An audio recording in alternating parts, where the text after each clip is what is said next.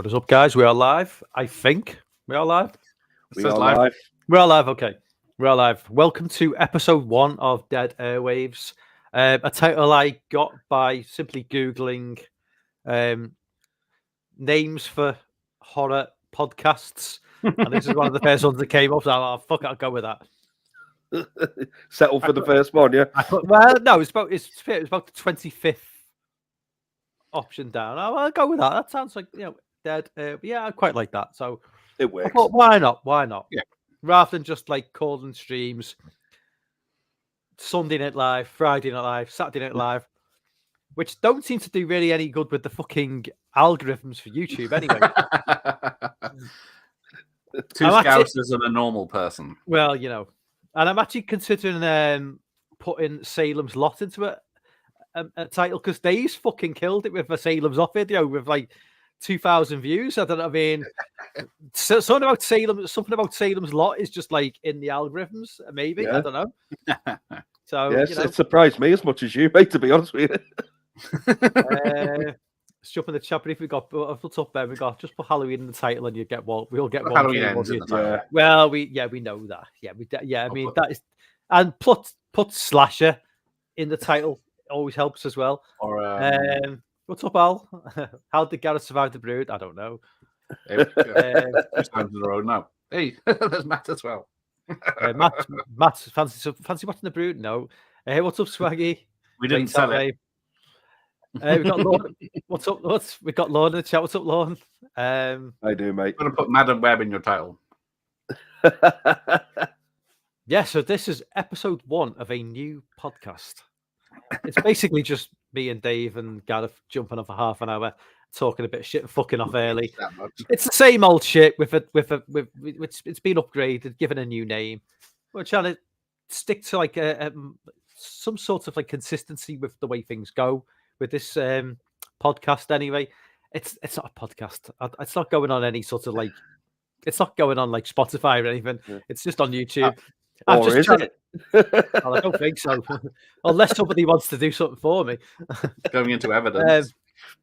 So yeah, basically, it's just movie news, horror movie news specifically more, and then a few little things thrown into the mix.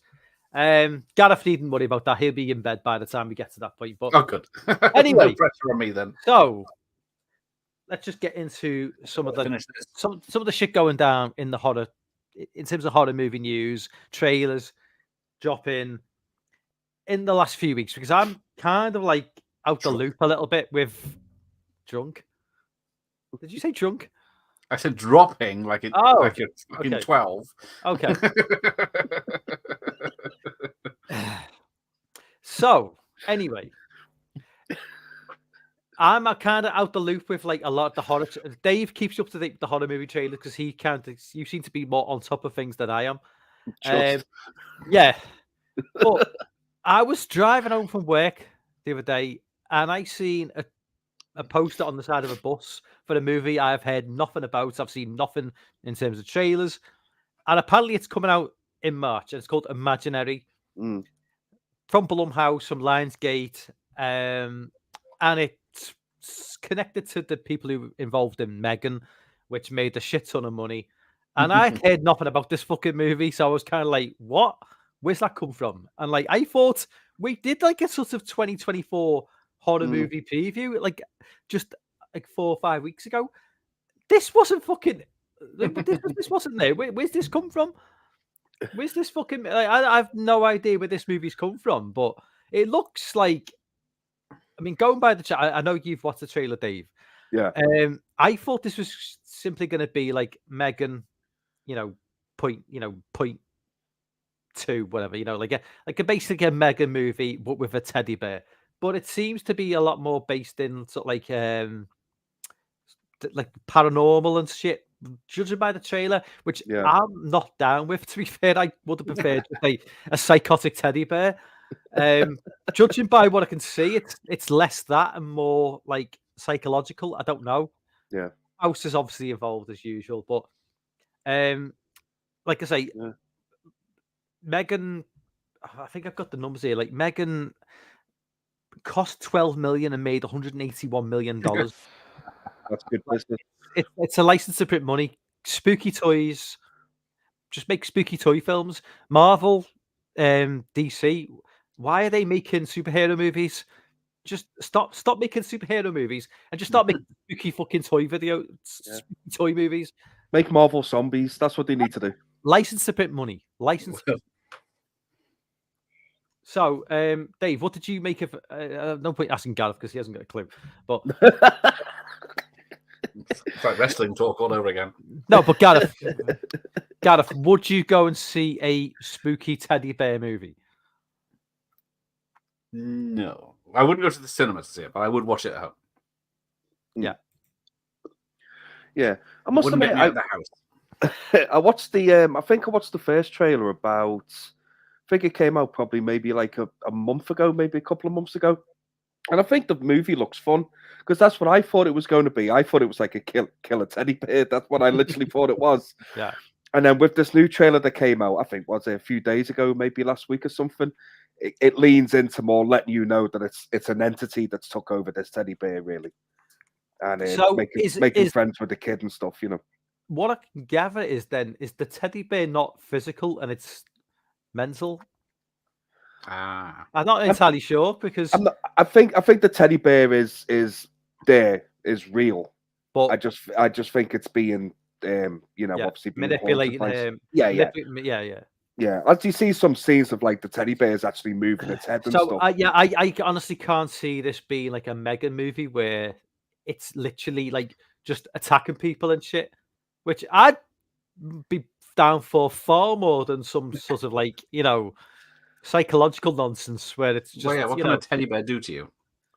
Well, what can Megan do to you? She was fucking a robot and robot strength. Teddy bear's got no weapon. Oh, hold on. What the? If unless it's made in China and it's full of spikes and blades or something. Listen, if Chucky the doll can do things, a bear doll can do it. Exactly. Chucky like fucking like what 1 feet tall. Fucking it's just come on. Exactly. I don't think the teddy bear is going to be doing any killing at all. No. I think it's going to be like it's going to be other things are going to happen. It's manipulating. Yeah. It's very Michael Caine's hand. Yes. Yeah. What's up, Phil? Hey everyone. Ben says I have the AMC pass. I'll go and see it. I'll check it out. Otherwise, I wouldn't. It's like in The Boy where it ended up not supernatural, but they backtracked. Yes, on the second one, it was just a moving doll. It's like what? Yeah, it didn't make any sense. I liked the first Boy film. I liked the first one. I liked it until the twist. Until like it actually wasn't like a doll possessed. I didn't like the ending to it at all. But so do you like the sequel? I haven't watched it. Well, the sequel was fulfill your expectations because it's just a fucking psychopathic doll, basically. So it's all good. I already like the movie and haven't seen it. Yeah. Another trailer which dropped, another trailer Gareth not seen, but I know you watched it, Dave, because you did a reaction video to it. And I am really looking forward to this. It's. I think it's just going straight to Shudder. Late Night with the Devil. Yes. A 70s movie, set in the 70s, I should say. Yeah. Not a lot to go on with the trailer. It looks. I mean, I love the voiceover. It's so of its time. It's got that. It's 70s. That it looks. The aesthetics spot on with the way it looks. Like I say, don't know a lot about this film, but it looks. I mean, it looks great to me. I mean, I mean, I can't really. It could be an absolute shit show, but in terms of what they've left on the trailer, what they've dropped on the trailer, they've done enough. They've just kind of like teased out a bit, and then they've just cut it off, and then you're just left to go into blind, pretty much. It's like I think you said in the trailer, you don't really. It's not like so many films now. They just give away the entire plot. Away. Yeah, of course. I was the same when I watched the trailer. I watched it for a second time for my reaction. I don't normally do that. So I felt like I kind of missed something, and I didn't because the trailer's very vague in what it shows you. But I love the imagery of it as well. Yeah. And like you say, I love the trailer. It's very of its time, like 70s horror movie trailer, which I loved. And I love the poster as well, which is the same. And I like the main actor in it. I can't think. He's got a weird name. It's like David something. I can't pronounce David. his last name. No, his last name. Weird name, David something. It's gonna have to be. It's gonna have to be a fucking. It's gonna have to be a very weird second name for it to be. It is. I can't pronounce it. I'm not even going to attempt to pronounce it. Not with this cold on me, anyway. I'll just ruin it. But he's got this weird name. It's like David Smith. Oh, it's David Jones. No, but he's a brilliant actor anyway. This fella, I've liked him in pretty much anything he's been in. What's up? So I'm really. I don't know whether it's supposed to be like an exorcism live on TV, or it's just a girl that claims she's possessed by the devil or something, and then it starts. I don't know. But I've seen like early reactions to it already, and it's 100% on Rotten Tomatoes already. Okay. With about like 23, 29 reviews so far. So it's looking promising anyway. Especially when a horror movie, especially when critics start to like horror movies, like I get worried because maybe it's not going to be very good. I kind of think this one's going to be good. I kind of get worried when a film gets a good score on Rotten Tomatoes because I kind of think that means it's going to be fucking terrible. Usually it's the opposite. You know, if a movie gets a bad result on Rotten Tomatoes, it's usually quite decent. Yeah, judging by but you know, that's the mainstream reviews. You just tend to like upvote shit and downvote good stuff. But a movie like this, which is like under the radar, if it's getting good reviews on Rotten Tomatoes, I tend to think that's a good thing. Yeah, you know. He does. Thank you. Swag does have a difficult name. I'll just call him Dave. Yeah, just Dave's easier. Dave's easier. Yeah. How you doing, Jay? But yeah, it looks awesome, mate. I think it's out it's either the end of March or the beginning of April for Shudder, but it's very soon anyway. Do we with Shudder? Do the UK get a release date exactly the same time as the US, or is it just? Yes, I mean, I think we is do. Is it just work out across the board? Is it?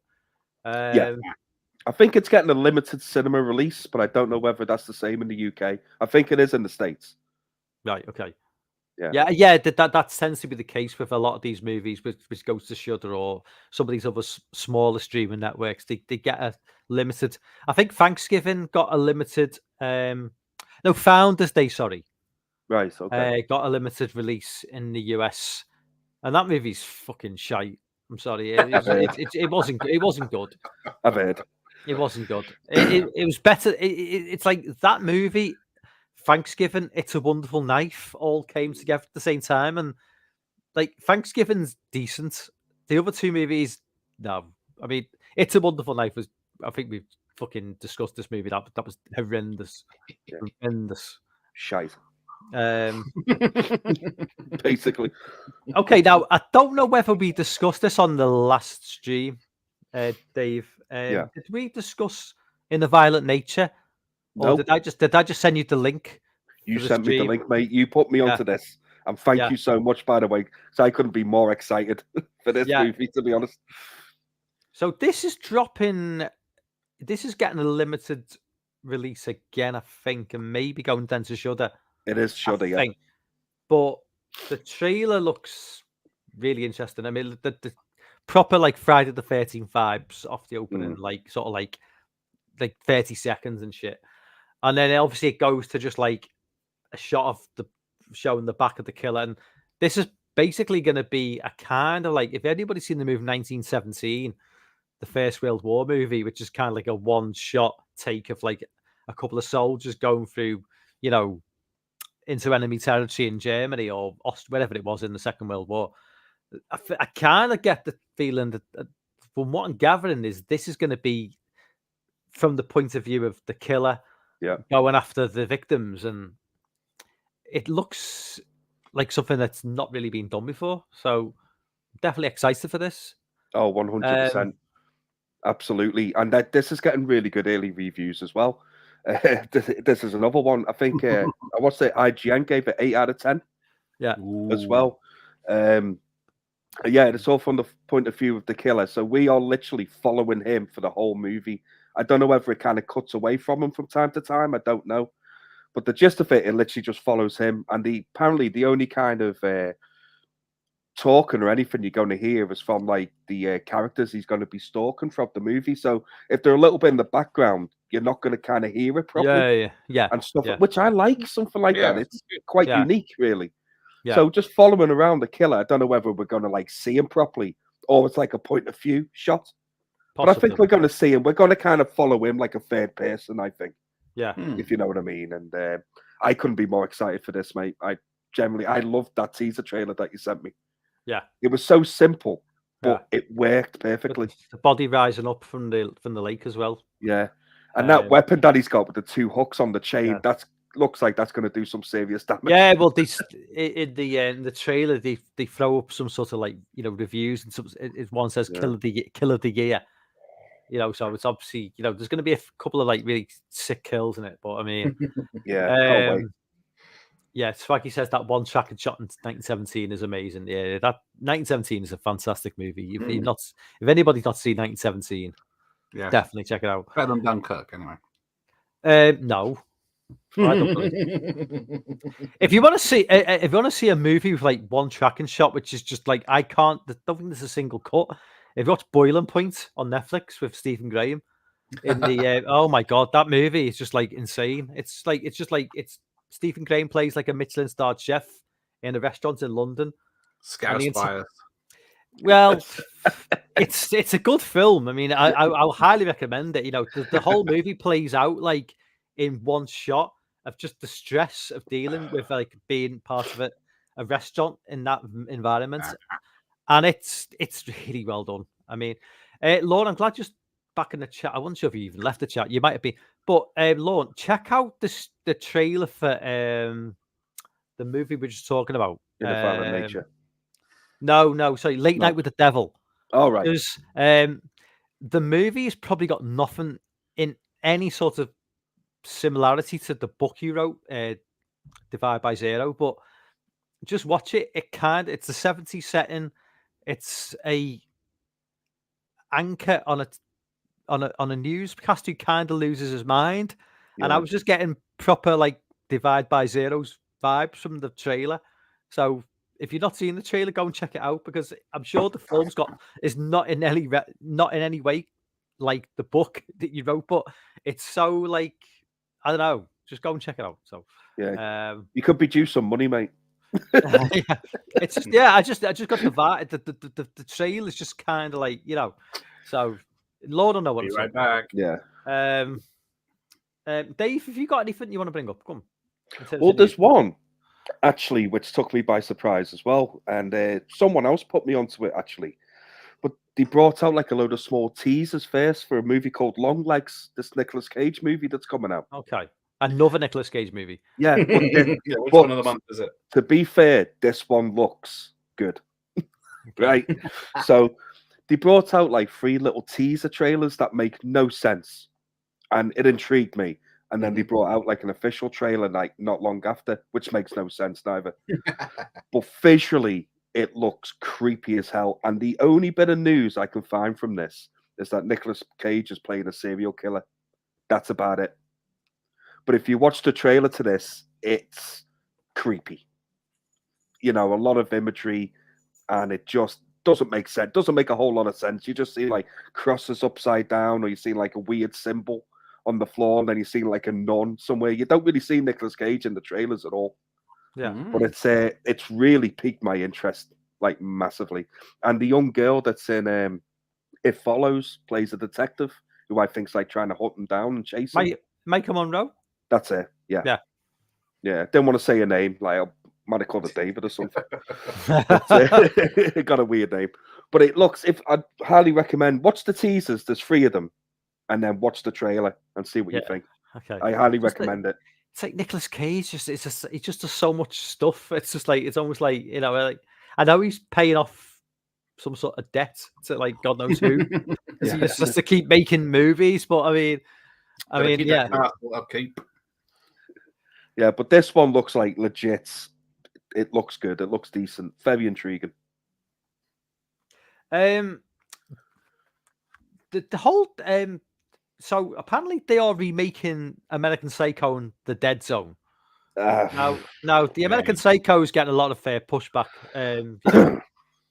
people are saying, I mean, in terms of remakes, American Psycho, don't really think it really needs I mean, you're not gonna improve. I mean, I don't really know what you can do to improve on. Yeah, it followed the book pretty close, didn't it? Yeah, I mean, I don't know what they're gonna. I mean, and if they're gonna try, they'll probably make it woke. I mean, seriously. It might be better than the sequel, at least. Although, to be fair, that was because awful. Christian Bale is such a horrible character in that movie, they're not going to race swap him. There's no way they're going to race swap Christian Bale. It's going to be another white guy. But Tom Hanks. really, yes. Do we need another American Psycho movie? We don't need another Dead Zone, really. I mean, no, about the TV series. I mean, the 83 Dead Zone is just like perfect in my opinion. It's just, you can't top that. I mean, I know that it's just popping out to just remake everything connected to Stephen King. And I was just going to say, was the Dead Zone Stephen King? I wasn't 100% sure. Yeah. So, well, it's going to happen then, isn't it? It's one of the things that kind of going back to the 90s as well. When one of the things we were going to talk about was movies from 90 to 94. Yeah. In terms of that barren period for horror movies, there's still plenty of Stephen King stuff. It's he's just been a permanent fixture for the last 40, nearly 50 years now. It's just there's always Stephen King adaptations, movies. It's just the guy is worth $300 million. Oh, I'm not shocked. Yeah, no, yeah.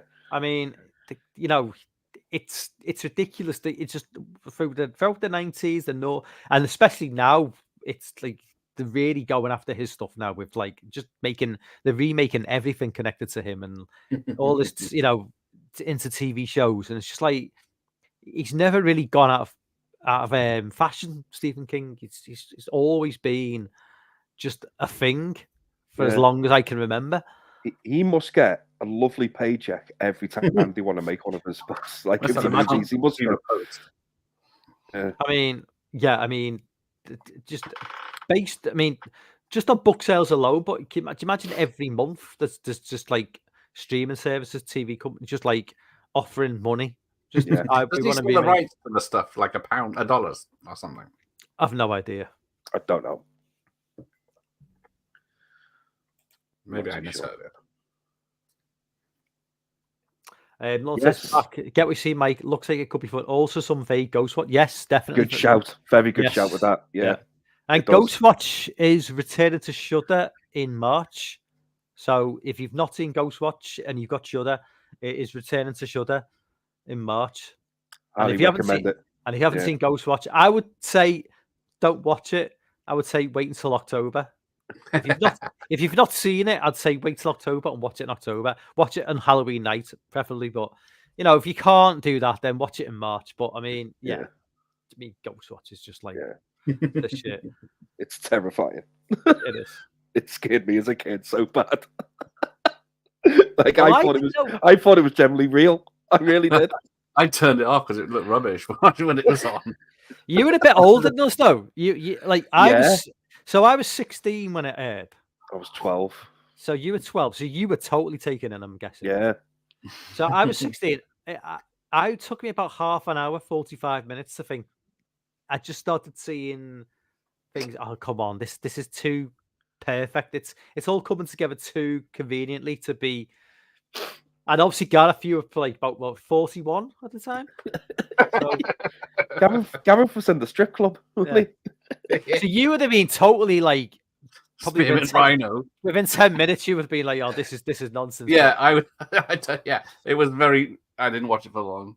Yeah, but I mean, one thing that I always believed that it started at 8 p.m. Now apparently it started at 9 o'clock. 9 o'clock, yeah. Yeah, I always thought it was 8 o'clock. So 9 o'clock really cuts out all the kids. Yeah. Because 9 o'clock is the watershed. So it gives it a bit more legitimacy as well, being after 9 o'clock as well. Yeah. Apparently my grandparents didn't give a fuck. They just kept me up and stuck it on. Yeah, I was watching stuff back in the 50s at 9 o'clock. But was there a TV? Yeah. But yeah, I mean, briefly going back to 92. Yeah, I mean that was Great time, pre-internet. You can fool the nation. Yeah. Nobody knows. Yeah. I mean, you couldn't have that now. The BBC got a lot of complaints for that, though, didn't they? I remember. They got a few thousand. I think they got Yeah. 4,000-5,000 complaints. It was on Point of View. If Yeah. you remember Point of View, they had to send one of the one of the people who were on the show, like maybe Sarah Green, had to go to a school and explain that it wasn't real. Just like. And there's always that famous case, the fellow who like shit his pants, and he claimed the bill back from the BBC. The dry cleaning bill because he shit his pants. Perfect. His tracksuit. Yeah. Use real Newcastle. Yeah, because obviously Michael Parkinson was obviously somebody people respected totally. Everyone trusted him.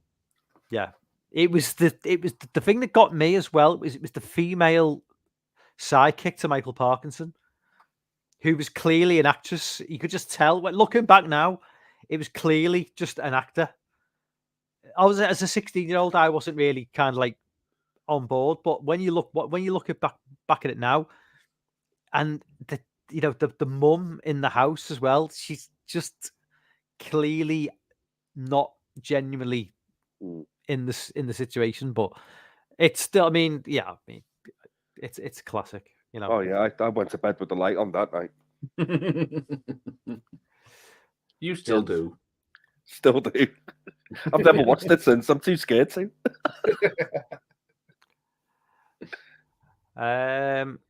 So where are we at?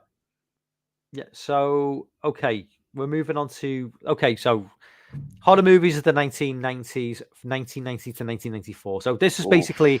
So I was going to say, take a segment, take 5 years, random 5 years, could be 80 to 84, 75, 79. First episode happens to be 1990 to 1994. I would thought I'd take the worst possible era for horror movies on record. What? And see what you can come up with, because it is no. It is that's not even a fucking horror film. Wes Craven directed it. It's about vampires. So the great horror drought of 1990 to 1994 is what. So I came up with obviously there are movies out there, but they're so pitifully bad, and they're so and even the ones of note aren't particularly good. It's just so I'm going to throw a few out there. A few of these are sequels as well to movies from the 80s. So obviously, Silence of the Lambs is the one which kind of sent people down the route of more intelligence. I would dare say intelligence, psychological horror, which maybe moved people away from the more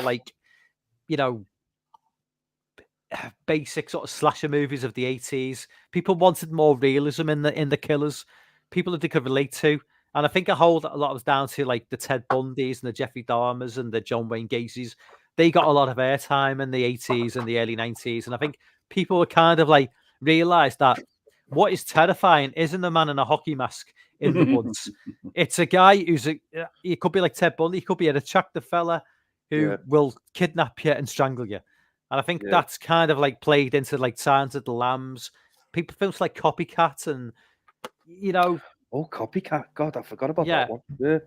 7, yeah. That's 1995. Doesn't count, Gareth. Put it away. Near enough. Body Snatchers. Well, yeah, it's not good though. So I've got Silence of the Lambs. I'll give a few out. Child's Play 2, which is just a sequel to an 80s movie. So it's one of the better movies, but fuck me, it's just a sequel to an 80s movie. Lawrence's Exorcist 3. Exorcist 3 is obviously a high point. I mean, far better than it. One of my favorites. Far better than it deserves to be. Really, the second sequel to a 70s movie with a terrible sequel. Yes, okay. We'll talk about Freddy's Dead: The Final Nightmare. I mean, that was like the final nail in the coffin. Stop haunting me with that movie, Gareth. Stop haunting me.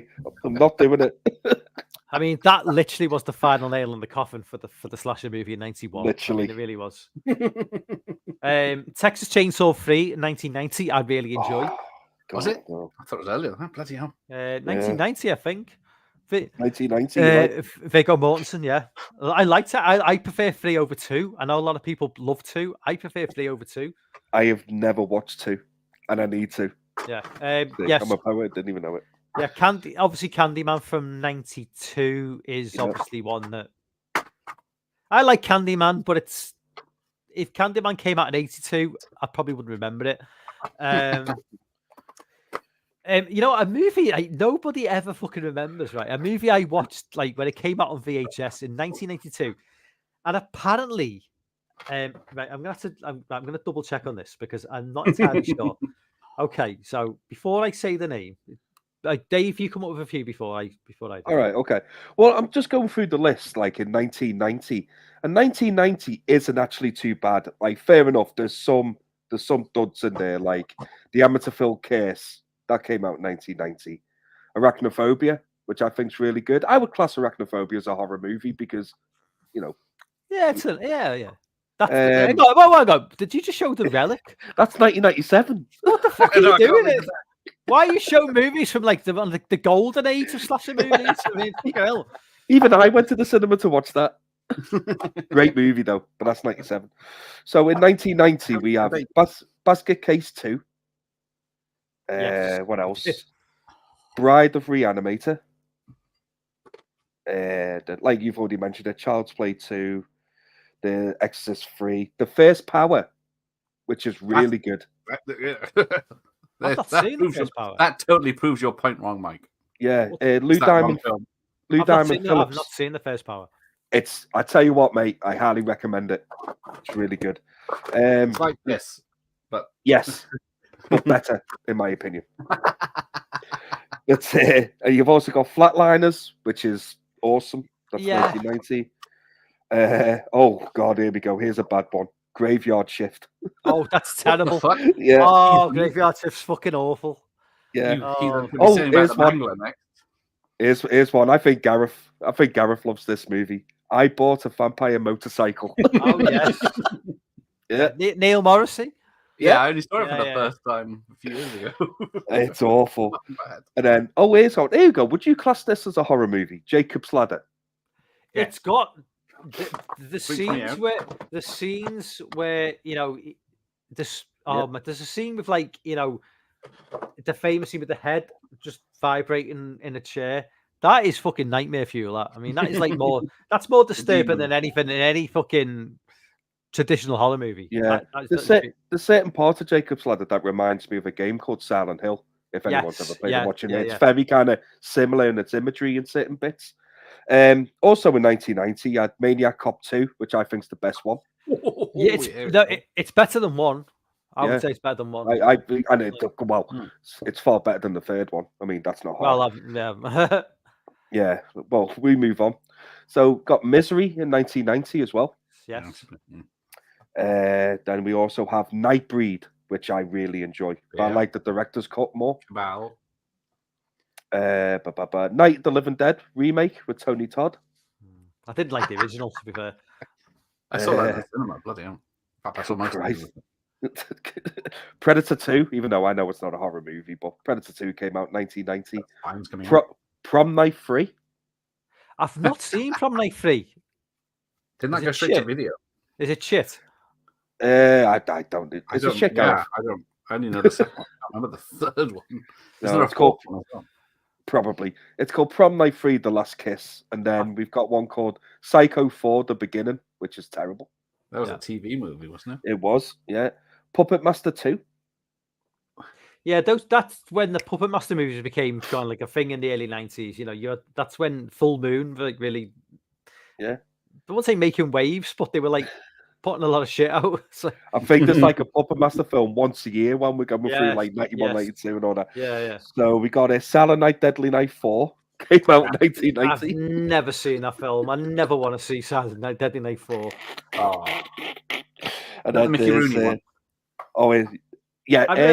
Right, okay. I refuse to be polite about Silent Night, Deadly Night Part 2. That movie is fucking atrocious. It is fucking it's a terrible film. You're saying the first one is atrocious because it's half of that. but I basically, yeah. But the killer in 1 is better than 2. Yes, but not as funny. No, he's not as funny. No. And then in 1990, we've got Slumber Party Massacre 3. Is that Hard to Die? Well, I don't know. Probably hard watching it, but Sorority House Massacre 2. Tremors came out in 1990. It's Hard to Die, 1990, Gareth. I think so. I think it's Slumber Party. I think it's Sorority House Massacre 3. Is that the name? Oh, it's 90. It might be 91 actually. But then it's Here we go. It's got Sorority House Massacre 2, Nightly Nightmare. Yeah, there you go. It's the Hard to Die is a third film of one of them, but it could be a sequel to both. It's very confusing. Yeah, and that's pretty much what 1990 has to offer. Awesome stuff. Yeah. It gets worse as it goes on. I'm just quickly looking through 91, and 91 is 91's going to be fun. Have you got any more? Have you, Mike? For 1990, well, I just can't like lump them all into one because there's so few films. My list is kind of like literally. I mean, I came up with like for the whole of those 5 years, I came up with about 10 movies because there's so much shit. I mean, there is more I could add, but I mean, oh yeah. Oh, I briefly I did like the bullet points of 1990. There was a lot more. It's the same with 91. But do you want me to go through 91? Well, I'll just jump on the chat briefly. Law mentions The Untold Story from 1993, which I've not seen. Ben mentions a good one, which I didn't mention. Body Parts with Jeff Fahey. That is a good movie. Oh, yeah. I forgot about that. Cliff Booth mentions Firewalk and Me, obviously. That was 1983. That was based on the what's the 70s kid alien abduction. No. That's Fire in the Sky. You're thinking of this is Twin Peaks. Oh, sorry. Firewalk with Me. Sorry. It's similar time, though. I think this might be the same year. The Magician Longs to See. Yeah, early 90s sucks. Puppet Master 3, arguably best of the franchise. Lord detests Flatliners. Jay loves the original Flatliners. I like Flatliners. The remake. Yeah, Jason, what about you to test? Cliff says Gremlins 2. Yes, Gremlins 2 was obviously 1990. Yeah, but like a lot of these movies are not really what you. If this was like the early 80s, you wouldn't be throwing these in as options for like horror movies because they're kind of like either comedy horror, thrillers, or there's so little to choose from that people are like mentioning movies that they're not really. I mean, it's Flatliners. It's not really a horror movie, I would say. More of a. Where's my book? You could argue it both ways. Actually, I've always considered it a bit of a horror movie, to be honest with you. Yeah, especially the Kiefer Sunderland parts of it when that kid with the haunted by the kids and stuff. Yeah, I mean that's pretty creepy. Lord says it's a great example of an idea that is so much better than the actual movie. Thing is, you can't really threaten the life of the character willingly dying. It just doesn't work. Lorne, stop bringing common sense into this, because that's a very good point. Ben says, I think the SNDN movies. Sorry, SNDN. Am I missing something? Which one? Silent Night, Deadly Night. Oh, okay, yeah. Get better the weirder they go. Well, it doesn't get more weirder than he was in Silent Night, Deadly Night 5. Was it like Mickey Rooney or someone? Or yeah, I can't remember which one. He's in 5, is he? Somebody bizarre like Dr. Giggles. That was one. I meant to mention. I didn't. The Dentist. The Dentist as well. I think that might be 95 though. I think it's 95. Yeah, could be. Yeah. Army of Darkness from 93, obviously. Yeah. Oh, I fucking love that movie. Love it. The best Hellraiser 3 from 90. Is correct on that one. Is Hellraiser 3 92? 93, I think. 92 it says. Is it 92? Okay. Okay. It's definitely not 91 anyway. Okay, so I'll just quickly throw the rest of my movies from this 5-year time span. Yeah, go ahead. Not very many. A movie, yeah. Okay, so a movie that I meant to mention before, and I got so a movie that is like nobody ever talks about, and I don't think hardly anybody's ever seen. from 1992. It's a slasher movie. It's called Happy Hell Night. And the most famous actor in it is a guy you may know called Sam Rockwell. Oh, yeah. In this film. And this movie is fucking is so much fun. But like nobody ever talks about it. It came out in that, a slasher movie in 92 is probably not ideal to gain Yeah. any sort of recognition, but it's just a fun fucking slasher film, and like with a like ridiculous villain who like he pops up at the end. Like if somebody's having sex, he pops up, kills and goes, "No sex." And if somebody's watching TV, he pops up and kills them and says, "No TV." It's just so stupid, but it's just a fun. It's a really fun movie, and apparently I didn't know this. I've just checked now. Sam Rockwell is in this film. Right. It's probably something Sam Rockwell doesn't talk about, I'm guessing. But No. Was he in the first Turtles film? was he? Was he? Oh, yes, he was. He was part of the clan, wasn't he? Yeah, he's one of the gang members that's smoking and You're playing right. arcade machines. Yeah, he's also in that Clown House movie as well. Oh God, he wasn't abused, was he? No, I don't think he I was. knew No. that your mind went straight away. He was too old. He was too old. Yeah, he was 12. That's the tone we're going for. Yeah, a few mentions. There's a couple I'll hold back on because they are like quite big releases of the early 90s. But Right. Ticks, body horror, never love seen those early 90s. They were a big thing. They were a big thing in the early 90s. Those sort of like bug movies, just like things which are small but end up being bigger. Just Seth Green's in it as well, which is just like, yeah, and then guy from Fresh Prince as a gang member. Yes. Body Bags, the John Carpenter anthology, great. Oh, love that. God, yeah. Yeah, 93, I think. Yeah. Yeah.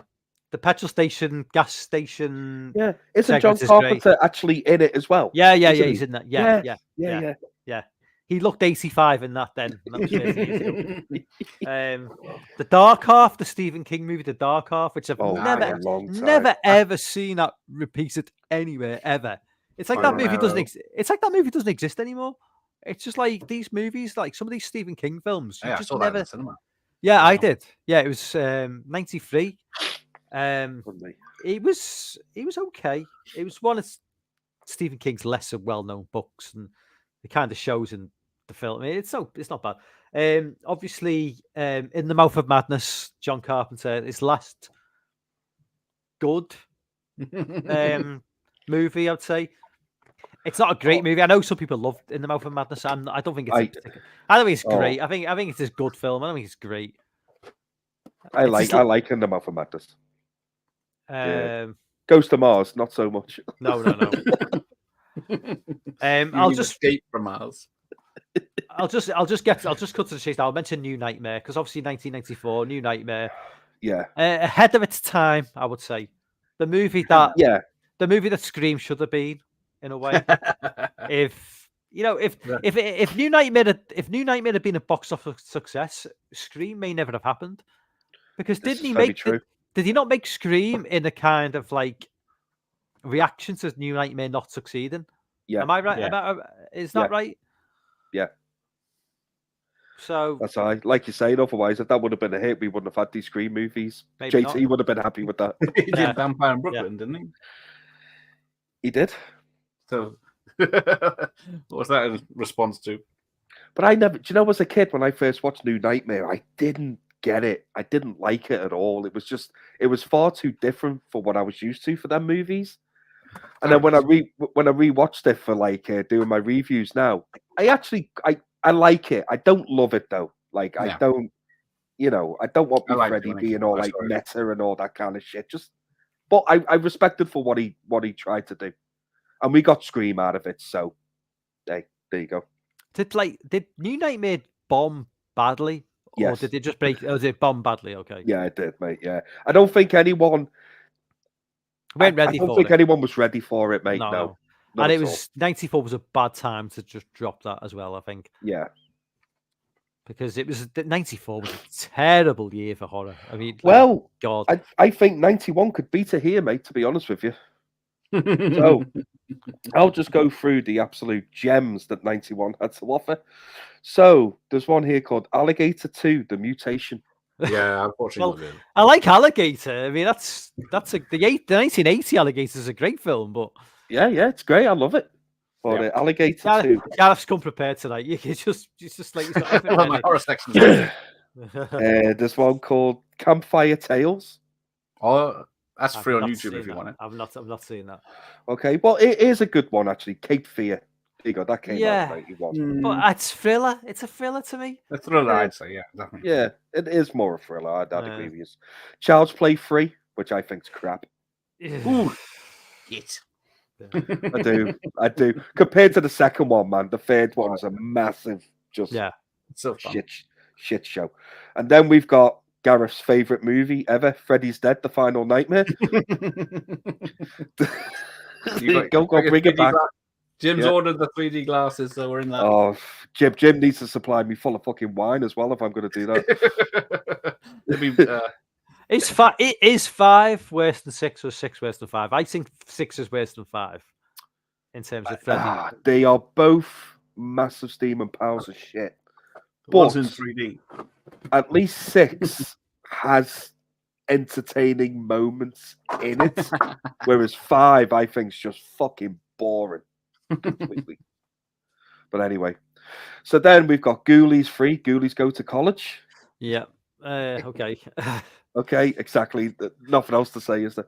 Yeah. Then Howling 4, The Freaks. Yeah. It's not getting better. No, it's not. You're not helping here. No, None it of gets these worse. cinema releases, do they? No. Omen 4, The Awakening. The woke one. The woke one, yeah. And then it is, here we go, probably the best one I've seen so far. Yeah, and it will be actually. Silence of the Lambs is on there, but we've mentioned that. The People Under the Stairs. Yeah, I love People Under the Stairs. That's a great which is just fucking fantastic. Everyone was knocking about that. And which I'll be talking about later on, actually, because I've settled on that one. Later on? Are you going live after this? No, it's on yours. Oh, sorry. Okay. Yeah. Okay. You make the schedule. Okay. You tell me bloody homework.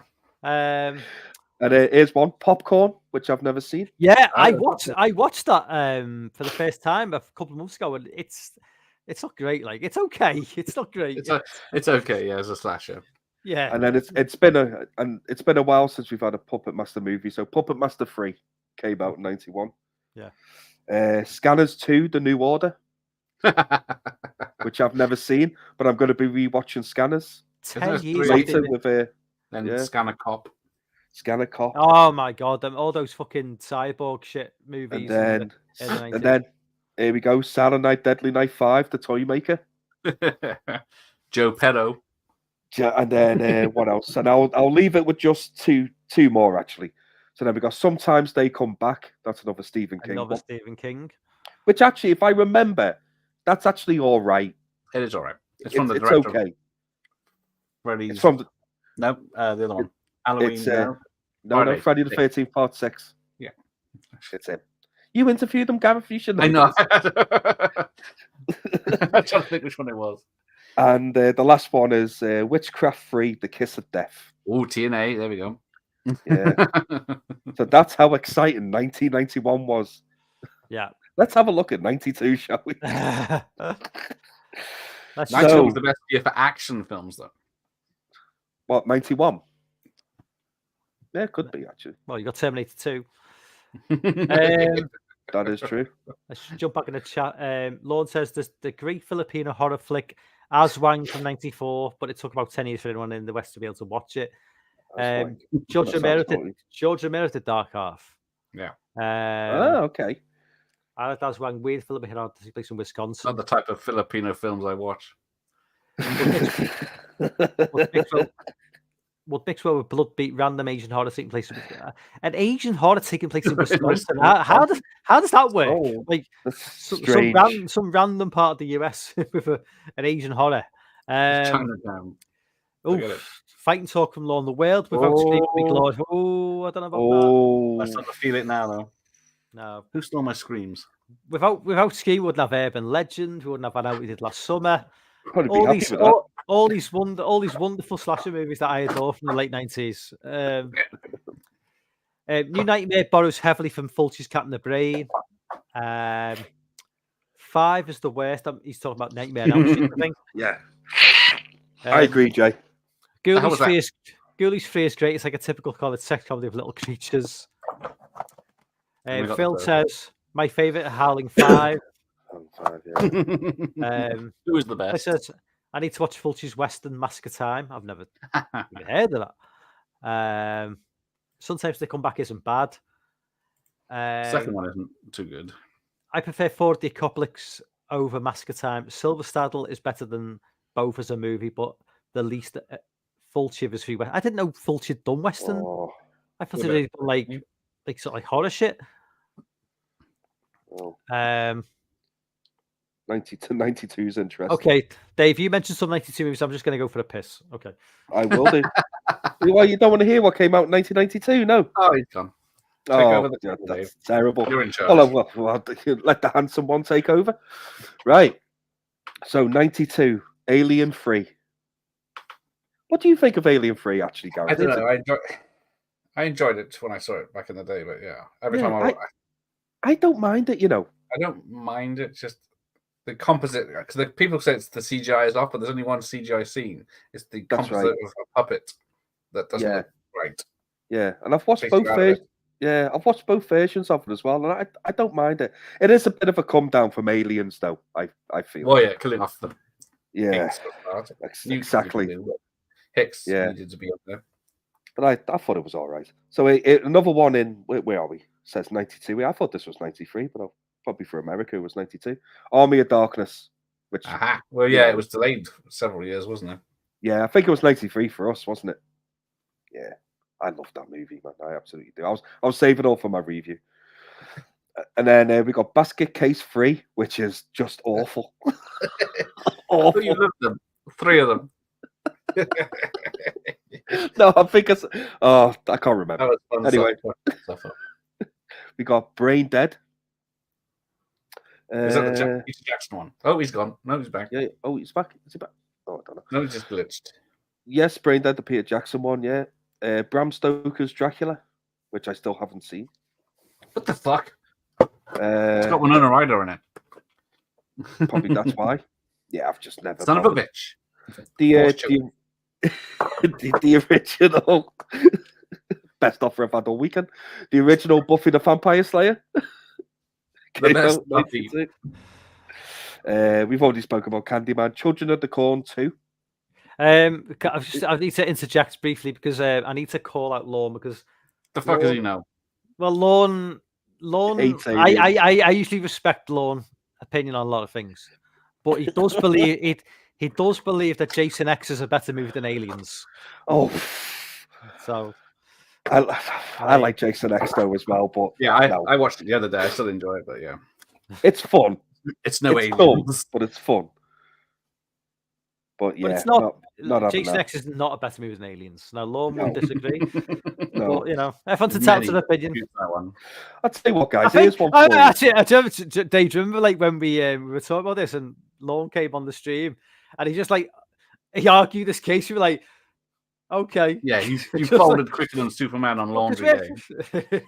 The problem is with Lorne, right? He speaks so intelligently and makes such great points that I just can't say anything back. I'm just like, man, I don't. My only point in defense is, but I like it. That's it. A couple of fucking scouts is like, okay. Then. Yeah. I'm from Birkenhead originally, man. I don't have an intelligent thought in my fucking head. So anyway, not speaking about everyone in Birkenhead, just pointing that out, just me. So they're all scum. he said that. Anyone know this? Right, so here's a film for you guys. Have any of you seen Demonic Toys? I Not think for a long I've time. seen Demonic Toys versus something. No, Puppet Master Demonic Toys is one of them. Isn't it? Demonic Toys versus Puppet Master or something? Yeah, could be. I think I've one seen of them. that. I think I've seen that film, but yeah, they against the evil Bong as well or something. I don't know. Oh, there's like Ginger Dead Man versus. Yeah. Oh, there's also. Well, there's also one that came out this year called Evil Toons. Yes. Ben's mentioned that. It's Olin Ray once. It's TNA with Roger Rabbit. And is that right? That David Carradine is in it. David Carradine is in it. Yes. As he's only a small part, but yeah, I bet it was. involved in the TNA. Oh God! And then we have The Gate 2, which I've never seen. No, I've not Only seen the that. first one. No, I've only seen the Yeah. first, I think. is Yeah, Stephen Dorff in the first? It's the one with Stephen Dorff in the original. I Yes. think so. Yeah. Brilliant movie, the original. Yeah, I loved it. I mean, I don't remember a lot about it. I remember really enjoying it. I think like 87 or something. Yeah, fantastic film. I love it. Yeah, I remember that video case as well. Because he got every fucking movie lined up there. They're all on. They're just built for horrors. Perfect. Stephen Dorff is in it, yes. So where's that one you spoke about before, mate? That Happy Hell Night. That's there. That came out. Yeah, 92. 92. Yeah. Yeah. Oh God, fucking House 4. Oh God, that film Return to terrible. And Innocent Blood, which is actually not too bad. Remember that one? Yeah. Never even watched that. Never even heard of Innocent Blood.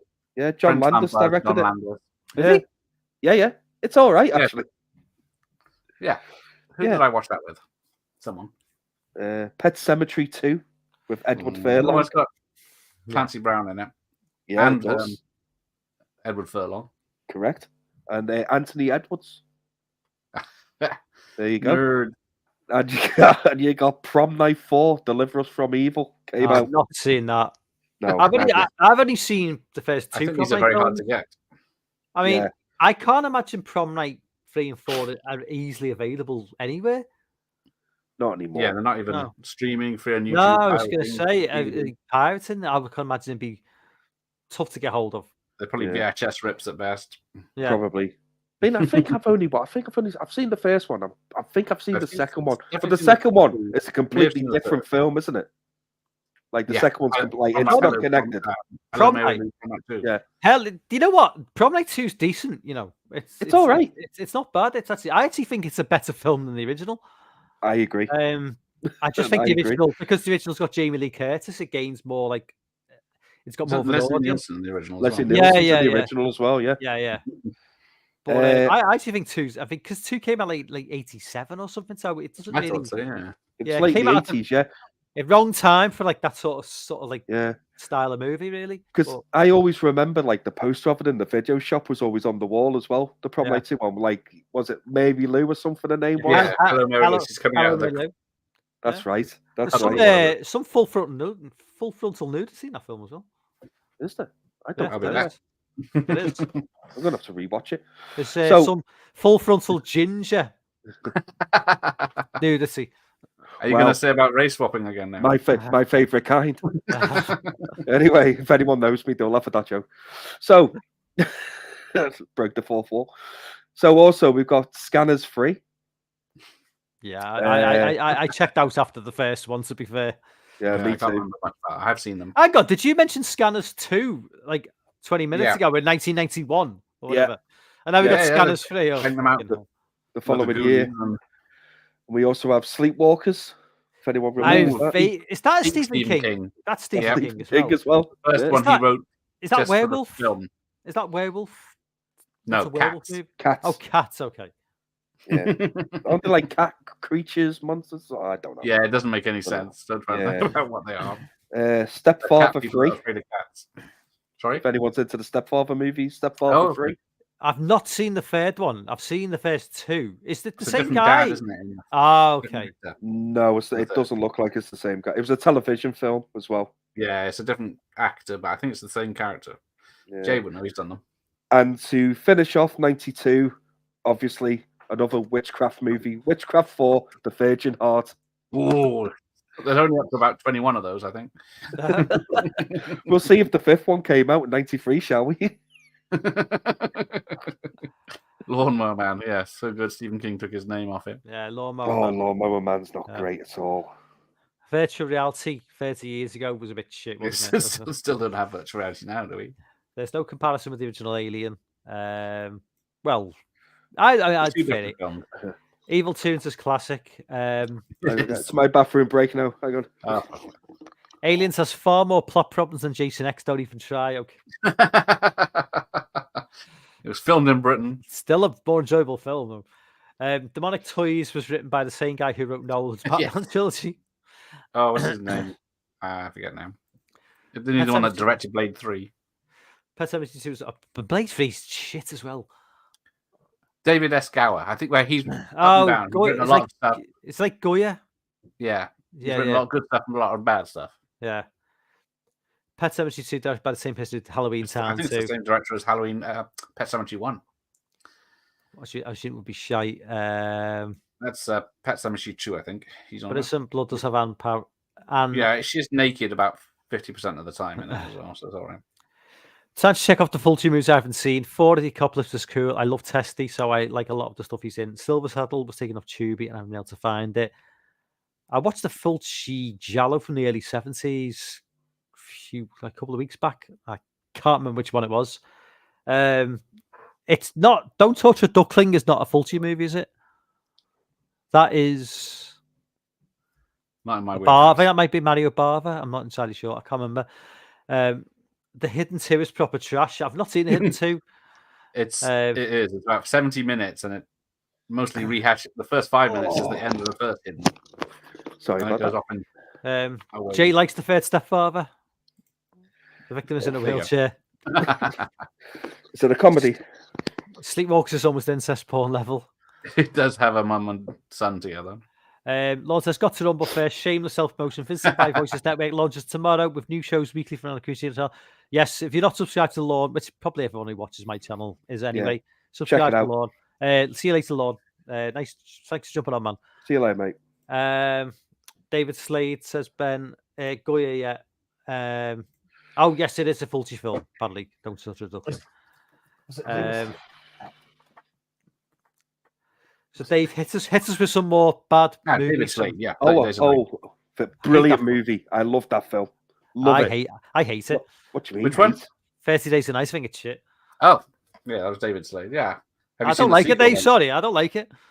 I think it's fucking shite. I just think it's shit. I don't like it. It doesn't make sense that it takes the first night is everyone's slaughtered, then it jumps 30 nights while they're hiding from the vampires in that small town, and then they stay in an attic for about 2 weeks. The vampires don't check every house. No, I love it. We will have to have a conversation about that, Mike, one day. We will. I love that movie.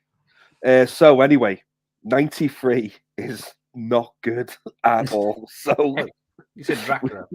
We are going to start off with I'll press the wrong button. We're going to start with Amityville: A New Generation. Yeah, another one I've not seen. Yeah, I gave up after It's About Time or whatever. Which one that was? Yeah. Body Melt. Has anyone seen Body Melt? I know it. I remember the VHS cover, but I remember the cover. Yeah, put me right off. Yeah. What's it? Oh my! Children of the Corn 2. Ooh. Oh, I like that. I like that a lot. The female lead in Children of the Corn 2. Now, when I was like 18, poster. That movie dropped in like 92, 93? 93 here, mate. So I was like 17. Now, the female lead, not to be perfect, because like she's obviously quite young in that film, but like I was 17 at the time. Disclaimer. Yeah, disclaimer. I was madly in love with the girl in that film. Madly in love with her. See what she's doing now. She's fucking older than me. It's not like I'm being a fucking pervo or something. Looking back doesn't counts. Right, what's this one? Is that Carnosaur? Carnosaur? Am I saying that right? Yeah, Carnosaur. Is it Carnosaur 2 rips off Aliens completely? Oh, I don't know. You got that one. You've got, there you go, Dollman versus Demonic Toys. Oh, yeah, it's got to have some Tim Thomason or whatever his name is. There's one here called, I've never heard of this before. It's called Patsy Kensit. Full Eclipse. No, I don't know that. Does she get a tic tac? If Patty Kensit is in it, I'm game. Especially Patty Kensit in the early 90s. Oh mate. My god, she's still fit now. I mean, yes, she is. But Mario Van Peebles is in this movie as well. Who? Hang on, whoa. Mario Van Peebles. Cool. That's him. Mario Van Pebbles.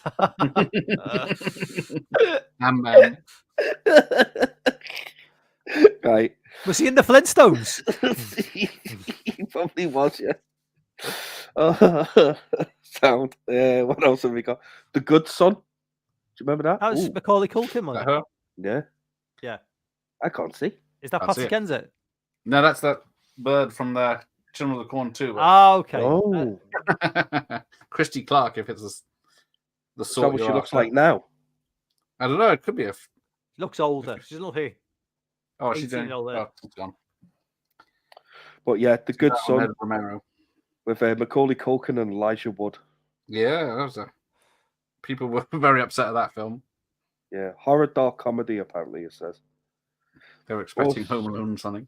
So here's one, and here's another one that I think I know it was made for kids-ish, but I think it's extremely overrated. Hocus Pocus. Yeah, I never liked it. I never saw it originally. I only watched it last year for the first time. And Yeah, it's Anyway, and here's another fucking god awful movie, and I'm sure I've heard Gareth say that he actually enjoys this. I love this film. Jason Goes to Hell, the final Friday. Oh, I watched this last night or the night before. Oh, Did you? Yes. I watched 8 the other day and then 9 yesterday. What, it's so bad. No, you didn't do a live commentary with someone, did you? No, I just watched it myself. I'm allowed days off. I thought, yeah, no, I thought you were like I'm maybe allowed doing, days off. I thought maybe, I thought he was doing some like live commentaries behind my back for a minute. I was like, It's so bad. It's so bad. It's awful. I prefer Jason X to this. I think Jason X is a Jason better film of the movie. 90s. I mean, Jason X is bad, but this, I think it's better than this. The only good thing in that movie is the end where you see Freddy's fucking glove come up. That's it. Freddy's fucking what? Glove. Yeah, that's literally the only good thing about it. And then you see Jason, the Necronomicon there and the dagger from Evil Dead 2 and all that. Jason fucking talks in this film as well. He talks. Yeah, all right, fine. I didn't say it was a good film. I said I enjoyed it. Thanks, Mayan, for leaving a like anyway. Thank you, Mayan. Also in '93, Leprechaun, the first Leprechaun movie came out. Leprechaun! With Jennifer Aniston and Warwick Davis. Do that again, Gareth. Do it again. Do it again. Was that meant to be an Irish accent?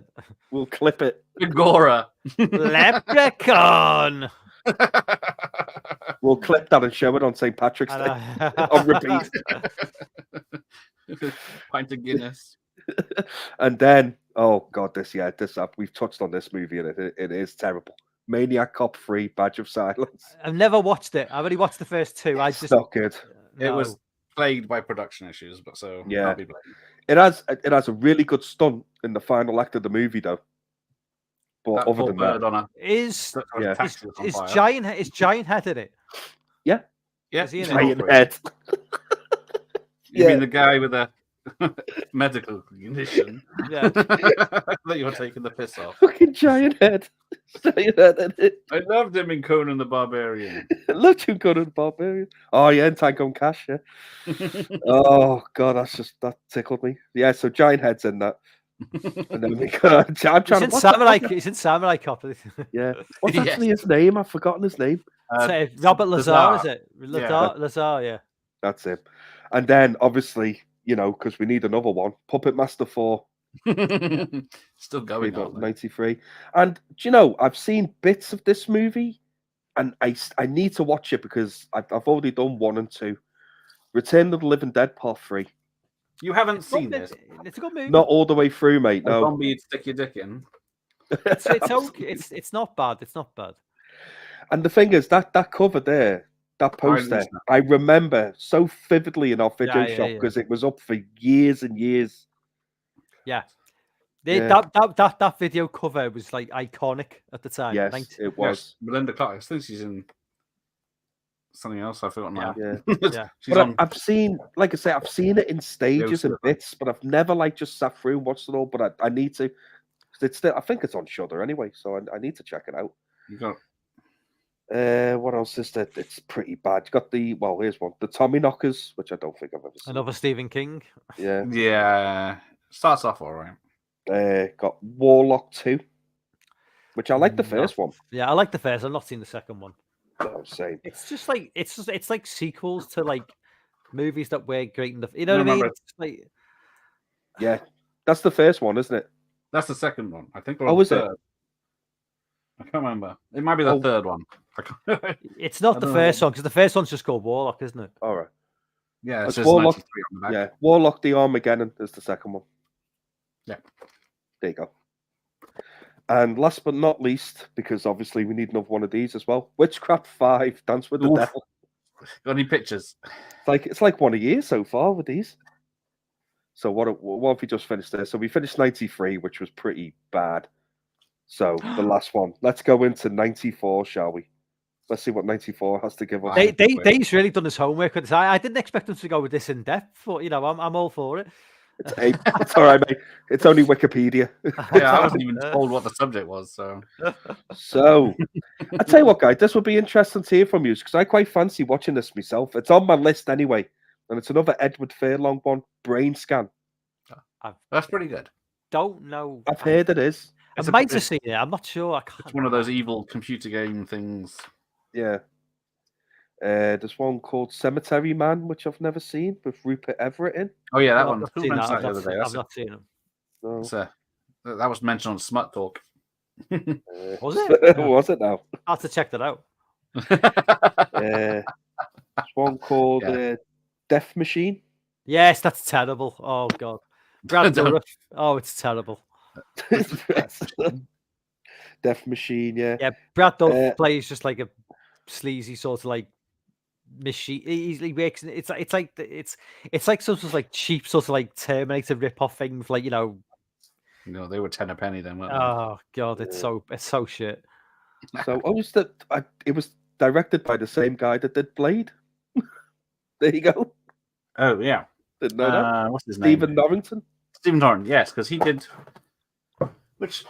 Predator 2, didn't he, or something? I can't remember now. He did he did the lead of Extraordinary Gentlemen as well, I think. League of Extraordinary Gentlemen. That's it. And that was terrible as well. Yeah, it went great. It wasn't great at all. And also in 94, Ghoulies 4. I've not seen Ghoulies 4. No, I haven't seen Ghoulies 4 neither. And this is a film I've never heard of before, and I really want to watch it because Chuck Norris is in it, and it's called Hellbound. Oh, that's in my canon upstairs. Yeah, that's bad. It's canon. Oh, is it? Don't say that. It's bad, but it's entertaining. It's Cannon's last movie, apparently.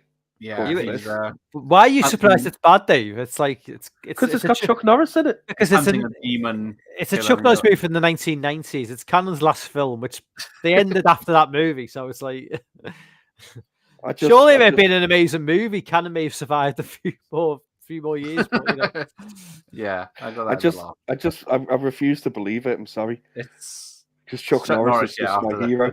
Serial killer. He went straight to do Walker Texas Ranger after that movie, probably. Well, yeah, that is true. Listen, one of the greatest action movies ever made is Delta Force 2, and I won't let anyone tell me it isn't. Operation Stranglehold. What else have we got in 94? In the Mouth of Madness. There you go. Leprechaun 2. Yes. We also Frankenstein with Robert De Niro came out that year. Yeah, I'm not like that. 94, was it? Yeah. Yeah, it came out after because of what was it? Dracula was a big hit, so they quickly. Yeah, that was their dark universe. It was. Yeah, their Dracula Frankenstein. That was it. Yeah, better with an interview with a vampire, I guess. But yeah.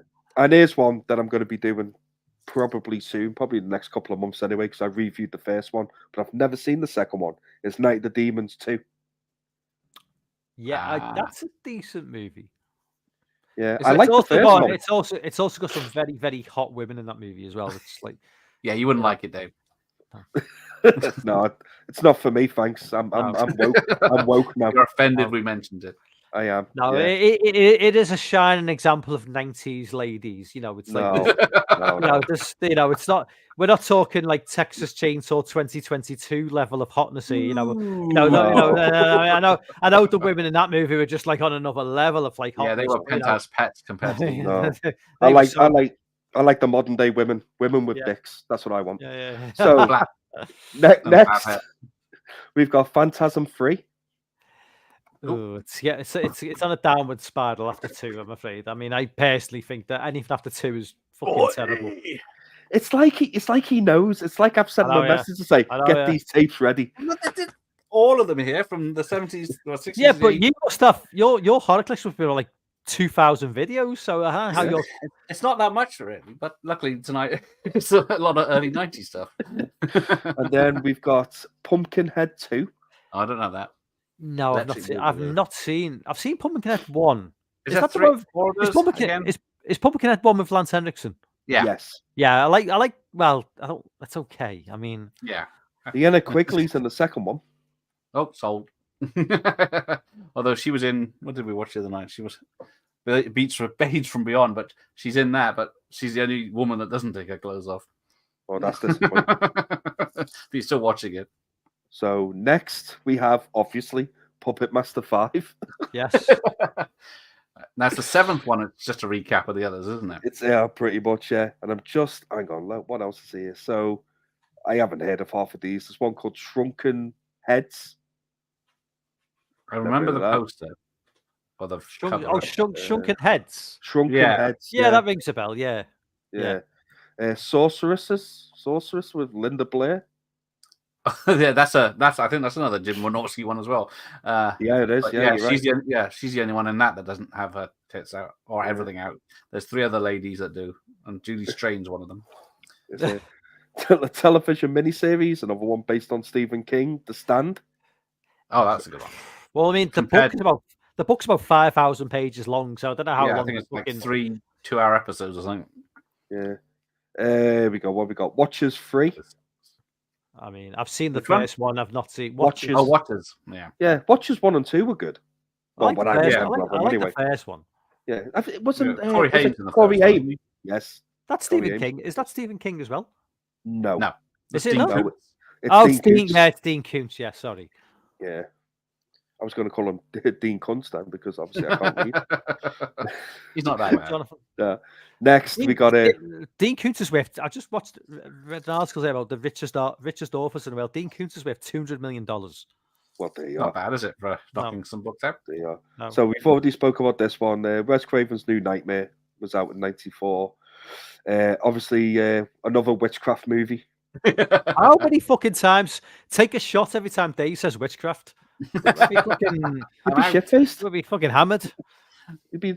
Oh, and here's one for you. What did you guys think of this one? Jack Nicholson, Wolf. Yeah, I liked it. I thought it was all right. For a while, but yeah. It's Jack Nicholson playing Jack Nicholson as always, but yeah, Pretty much. I liked it. You know, I liked it. I thought it was all right, actually. I don't think it was Yeah, too the bad. Joker and Catwoman. Yeah. But yeah, that's pretty much what 1994 had to offer, guys. To be honest with you, it's pretty bad. Well, yeah, And you've that's proven bloody Mike right. So well done, Dave. You're welcome. Apart from the witchcraft movies, which are awesome. I need to get the box set. You die. That'll be my next movie reviews. get a I'll do the Patreon, witchcraft. sign up so you have to review the 25 films.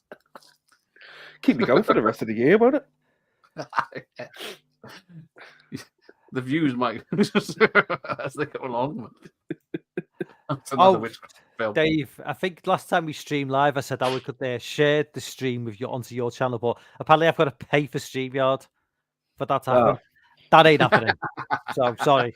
No. Oh Yeah. I'm not paying. I'm not paying for StreamYard. I You do can't apologize. steal it either. So yeah, we're all So yeah, unfortunately, you've still to break your streaming virginity, I'm afraid. Oh, it's all right, mate. I've made the playlist. I've made a playlist on my channel anyway, Yeah, so I just throw them in there. So there you go. If you want to see them, it's there. We jump back into the chat. Jonathan's on board. What's up, Jonathan, man? Howdy, fellas. Howdy. Ben says, go to any used bookstore in my area, check out the horror section, and it's 80% split between Koontz and King. So he says, women with dicks, that's funny, I'm stealing that one. 2024 for you. Ghoulies 4 is terrible. Such history. It's actually like Jim Wynorski. Jim Wynorski is a legend and a mate. Cemetery Man is absolutely fantastic. Have you reached out to get an interview with Jim Wynorski, or Twice.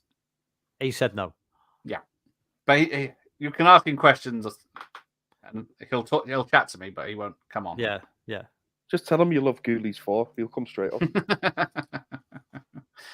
I will. I will. Because I was messaging him while I was doing the live stream of Hard to Die, which he did. Oh yeah, I Right. remember you actually messaged him. Yeah, that's crazy. So he's not in the. He's like kind of like in a private chat with you, answering questions from us.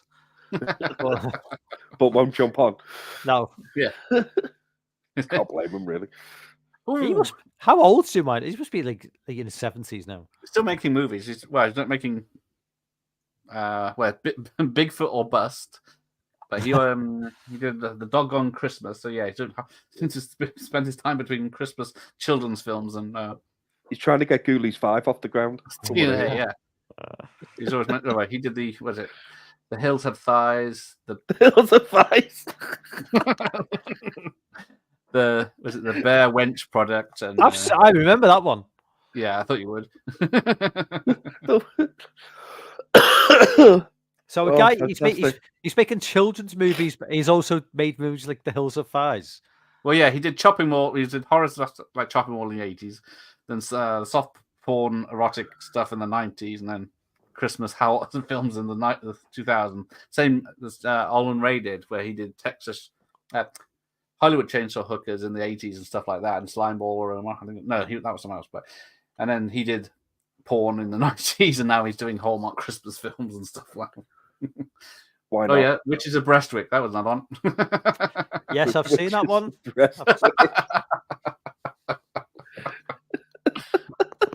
Might be better than the Witches of Eastwick because you don't see anything in that one. Definitely be better than Playmate of the Apes anyway. I know that much. Fucking heathen. Oh, he might have done Breastford Wives. Yes. Oh God. There's certainly the pun films are his. Oh yeah, he did. There you go. Trying to shoot it in a weekend. But yeah, he did the Return of the Swamp Thing. I think is it Heather Lockyer's in that one? Yeah. God, I haven't seen that for a long time. God, Yeah. I haven't thought about Heather Locklear for a long time. Yeah, because Wes Craven did the first Swamp Thing. The last time I he thought did. about Heather Locklear, I was probably lying on my back. And, TJ Hooker. Whereas the two Heather Thomas, wasn't it, from the Fall Guy as well? So the two Heathers from the 80s. Playing with your Shatner. Yeah, definitely, yes. Absolutely. The last time I saw her, she was in an episode of 2.5 Men. Yes. One of the earlier episodes. I can imagine she's just plastic as hell now. She still that looks was good. 20 years ago now, wasn't it? Well, yeah, she's probably yeah. Who knows what she looks like now? I'm not too sure, but she still looked great back then. To be fair. Yeah. But even that was a long time ago. Like two and a half men, like going back to like the older episodes. Oh, exactly. 20 years, yeah. Yeah. So it's like Heather Locklear is 63. No, My kind of 62. age. She's 62. So She's too young. Yeah, Not interested. Yeah. Probably still got her own teeth. Not going to bother. Yeah, haven't gone Wayne Rooney yet. No. Yeah, not getting wanked off in an alleyway. Where is Jim tonight? Waiting for me in the alleyway. Told him I'll be 5 minutes. He says he wants to give me some 3D glasses. I don't believe him. No, it's VD. Oh, 3D, is that what it was? Sorry, Mike, I've got to go. You need to give us your underappreciated movie, Dave. Oh, I think I know what it is because I think we touched on it before. Yeah, we touched on it, mate. And mine, in the horror community, it isn't, but I just think like a genuine audience, it doesn't really get spoke about when people are talking about horror movies and stuff. And especially, I do think The People Under the Stairs is massively underappreciated. Yeah, I'd agree. Massively. It's probably one of my favorite. It's probably definitely one of my favorite Wes Cravens. Anyway, I haven't seen it for a while. I need to rewatch it. They keep threatening a remake, don't they? Yeah, I don't.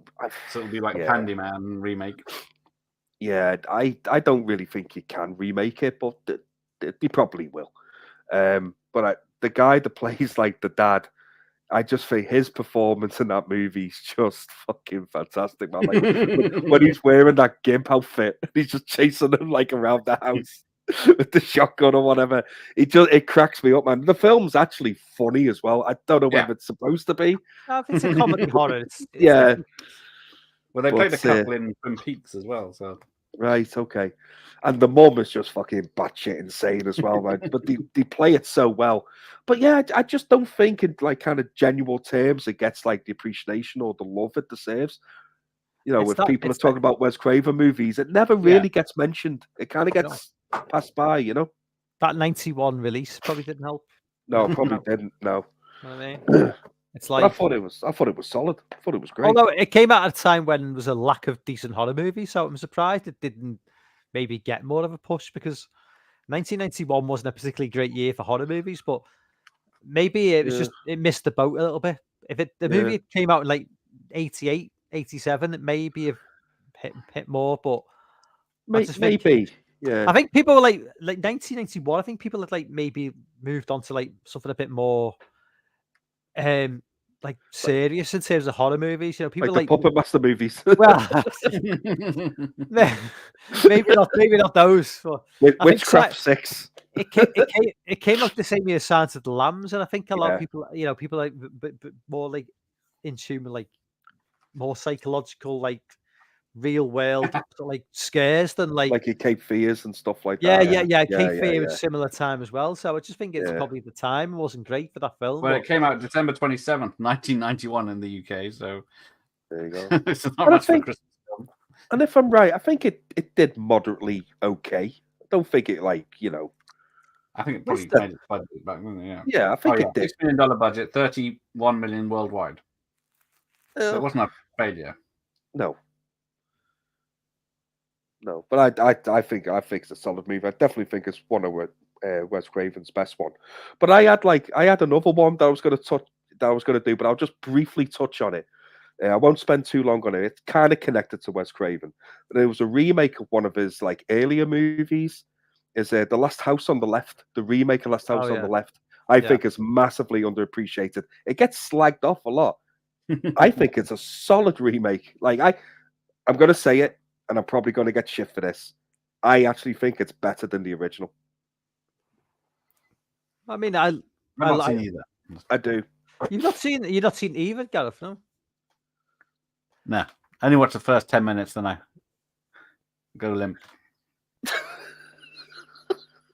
The first movie, You got to battle through that, mate. the 70s, Take a pill.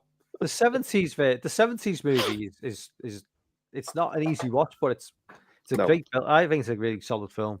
No, it's a good movie. I just think I like the remake more, but it gets slagged off a lot. Yeah. Yeah. We've got a question from Gary. What do you think about the film Jacob's Ladder? I think we touched on it before, but definitely dark sort of. Dark thriller. Yeah. I think it's a very Didn't see good the movie. Again, I haven't seen for a long time, so I'd have to give it a rewatch.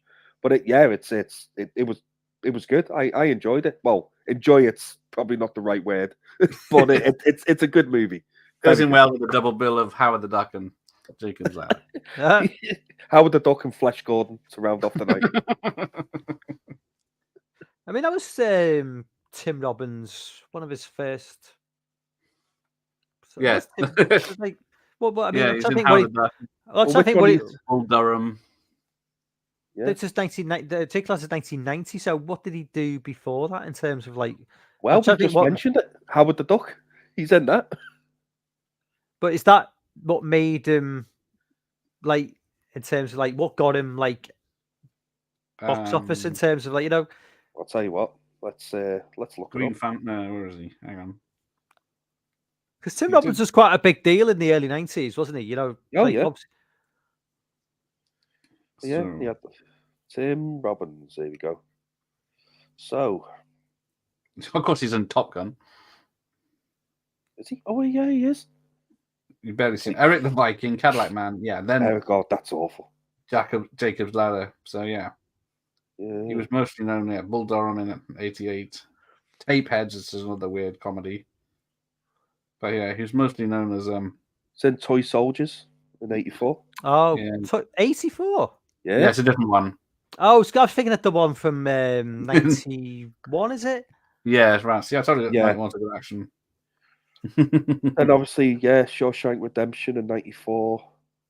But yeah, Yeah, he only Ben made it mentioned big with the Player in '92. Yeah, Ben mentioned Hudsucker Proxy as well. You know, for kids. God, I forgot all about that movie, Eric the Viking. Jesus. I saw that in the cinema. Because, yeah, it's half the Monty Python. It is, yeah. Gang Mickey Rooney's in that as well. There you go. It's you know what? We're educational as well. Yeah. There he is, Howard the Duck. Nothing to lose with Martin Lawrence. Yeah. Apparently that's good.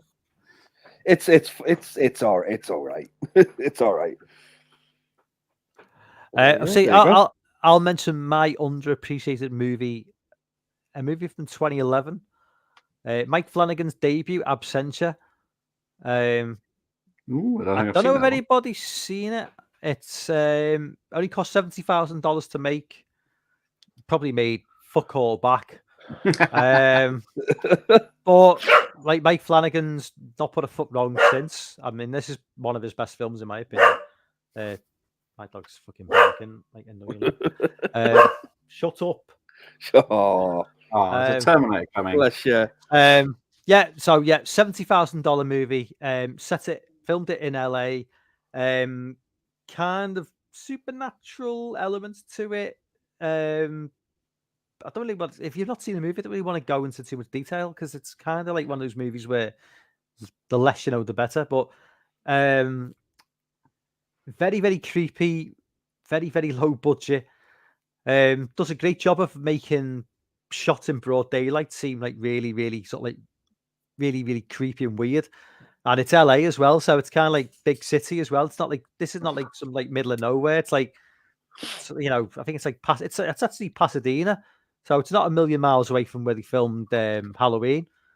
But they used the use of a tunnel in the film is really well done as well, like just a tunnel that leads through from one area to another, make it look really, really creepy.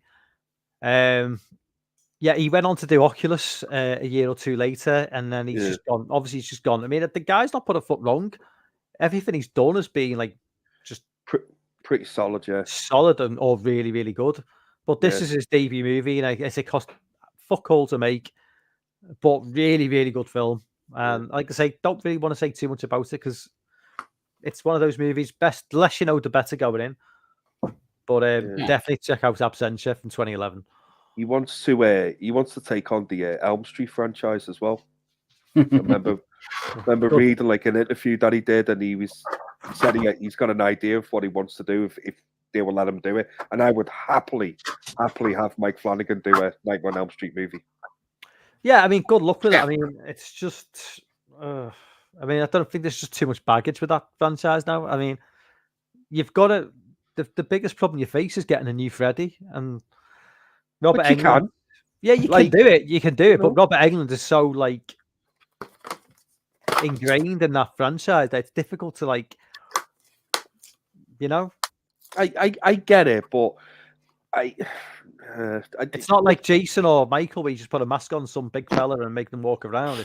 No, very true. But at the end of the day, I mean, Robert Englund, I mean, his Freddy wasn't exactly great like the later Elm Streets anyway, you know what I mean? I think people remember him more fondly for like maybe 1, 2, and 3. Yeah. Maybe 4 for a lot of people. Yeah. But from part 4, that's when I thought like his Freddy just started being, well, shit, basically. Yeah. So I think he's quite easy not to replace, but I think fans would be probably more acceptable. I think they need to go fully dark with him. Oh, 100%. Fully dark, cut out the jokes. Yeah. Like, massively. Make him his own. Get a new guy in and make him. Yeah. Make it the character his own. Yeah. I even think to the point as well as like not really show him too much neither. Like keep him kind of in the like. Well, in in the the dark first a little movie, bit, you don't see him much in the first movie. No. I mean, Or the second. he Really? becomes like he becomes the bigger than the first two movies. It's like Freddy's like he's the like a background character, but he's the killer. But by three, he's the star. he's the star. So Yeah. he's bigger than the franchise, Yeah. rather than the franchise being bigger than Freddy, if that makes sense. So Yeah. it's like they have to focus more on him. So Yeah. he becomes like all front and center, but so he loses that element of like Fear. yeah. Yeah. So Massively. But I think they towed the line with it okay in part 3. I think with Freddy. Like I always think like the scariest he's been in their movies is part 2 by a mile. yeah, I think they nailed Freddy Krueger so well in that one. But they would have to do something similar. If they're going to do a new one, they'll just have to make him like terrifying again. Make him scary, basically. yeah, Yeah. I agree. How come, Gareth? How come you haven't gone to bed yet? I know, yeah. I know, I'm going now. He's gracing us with his presence for a little Kept bit longer. expecting you to finish. Oh, no, we've got another half an hour yet. All right, fuck it, I'm going. Okay, okay. Scream 2 tomorrow night on Gareth's channel. Looking forward to that one. I've just realised that. I've only just found out myself. I'm supposed to be watching that, not being on here. Who's watching it again? Jim. Oh, it's Jim, isn't it? Yeah. I love Scream 2. Yeah, There me we too. All right. What time's that? Is that 8 o'clock or? Yeah. Superb. I'm going to do research now. Okay. Gareth, Night. love you, mate. Take care of yourself. See you later. Bye-bye. Night. Then number 2. Then there was the gruesome twosome. Just a nice little segue into our final little slot tonight. Is like our so anybody watching? So in the UK, we have a show called Desert Island Discs, a radio show where they take celebrities. Obviously, we're not celebrities, but Not yet. they take them and they ask them like basically. I think it's 5. It could be 10, but it's for argument's sake, it's 5. So if you were on a desert island, abandoned, what 5 records would you take? What 5 like CDs, LPs, vinyl? For this play on words, it's which 5 DVDs or Blu-rays or VHS, whatever you own. Which 5 movies would you take? And for this episode tonight, it's which 5 horror movies would you take? Like I said, I made the point to Dave earlier on. It's not necessarily the 5 best. What you think is the 5 best horror movies? It's the 5 movies you can't live without. There could be like not maybe the greatest movie in the world, but it's just a movie you love and you can put on repeat like night after night after night, and it could be completely shit, but it's just the sort of movie you could just like enjoy. Because there could be a fantastic horror movie out there, which the one I've listed is not necessarily the greatest horror movies of all time. It's just something like an easy watch, maybe. Yeah. There's a couple of great movies on the list, but this is not my 5 all-time favorite horror movies. But it's close to it. It is close to it, I will say. So give me your first one, and I'll give you my one, and then we'll go. Okay. Well, it's not in necessarily any order neither, mate. To be honest with you, but I'll just start from top and work my way down. So my first one is Friday the 13th, Part 6. Jason Lives would be mine. It's my favorite Friday the 13th movie. It is just one of my favorite movies from that era. I just adore that movie. I probably watched this movie, God, maybe 5 to 10 times a year, mate. I don't know why I'm trying to show that on the camera. I've basically got the same film on my list. Yeah, have you? Yeah. I love it, mate. If there's any Friday the 13th movie, I've watched more than any other Friday the 13th movie. It's that one. It's that one and Part 4 are kind of, similar with each other. But I just adore Part 6, mate. I I love it. Absolutely love it. So that's definitely one on my list. I'll just mention the same movie then, because it's on my list. Yeah. I was actually going to say like maybe keep it to 1 film per franchise, for just to keep it. Oh, I mean, that's what I've done. Okay, yeah, because I was going to say if it's like I mean, I could have easily put part 4 in there as well before. Keep it Yeah. one to a franchise, but yeah, part 6, yeah, can't fault it. No. The nostalgia for this film is just like off the scale. You know, this is Yeah. the first Friday the 13th film I saw as a kid. Love it. Just the meta aspects of it as well. It takes the piss out of itself a little bit as well. Yeah. It doesn't take itself too seriously, which is it's fine. I don't mind that. No. It's also It just works, man. and also I always have to remind myself it's not a Kane Hodder film. Nope. I always have to remind myself it's not Kane Hodder because I always, for some reason, think 6 Kane Hodder and it's not. Kane Hodder's 7 onwards. Yeah. It's Yeah, CJ Graham, and it's just I always have to remind myself that because it feels like this should be a Kane Hodder film, but it's not. But it feels like it should be, but it's not. Yeah, it was CJ Graham eventually, wasn't it, who finished him off because they cast someone else, didn't he? And then he got fired, and then they replaced him with CJ Graham. But one of the best stories I know about Part 6 is with the director. So when he went to the studio, Paramount, and he said, "Look, like, you know, what are my limits? Basically, what am I allowed to do? Not what to do? Blah blah blah." And apparently, Paramount turned around to him and said, "Look, you can do pretty much whatever you want, but just don't make fun of Jason," which I think is the perfect note. Yeah, Jason's not the joke, basically. No. Yeah, and the director went off and went, "Right, okay, I know what to do," and I just think he gave us an absolute just solid fun movie. Second film. My second film, mate, is Evil Dead 2. Okay. I'm just about to get a review out for Evil Dead 2. So I'll just I'll do it very kind of briefly here, but it's just one of my favorite movies. I must watch Evil Dead 2 again 5 to 10 times a year easily. It's by far my favorite Evil Dead movie. I remember watching this as a kid and just I loved it, mate. Like I must have wore out. Actually, no, my mum used to go and rent it for me a lot because I was only like 8, 9 years old when I first watched it for the first time. And I just loved it. I loved everything about it. It never scared me or anything like that. And I just fell in love with this franchise. And I always remember there was a box set that came out, I think about 97, 98, where you could get the first one, second one, and Army of Darkness all came together. And I'd never seen the first one because it always thought to me, I'd be like, well, why in the second one? Why would he go back to the cabin again? Yeah. Why would he take another girlfriend and do anything like? And then I watched the first one, and then by the end of the first one, I'm like, I don't get it. So I didn't understand back then. You could just be like, oh, no, the second one's the first one now and all that. So it just confused the living fuck out of me. But I still love it. I just love Evil Dead 2, mate. Massively. My second film be. I mean, I've gone for I've picked two John Carpenter movies. I couldn't really do. I'd have to do at least 2. I could have done 3, but The Thing, obviously The Thing from '82, just not much to be said about The Thing. Really, it's just like it is what it is. Yep. Stone Cold classic. You know, improves on the 1950s version, which is like very difficult to do. Make a film which is a remake of another older film, make it better than what it was. Kurt Russell is just absolutely perfect in that role. You know, the ambiguity of it. You know, who's survives at the end, we still don't know really.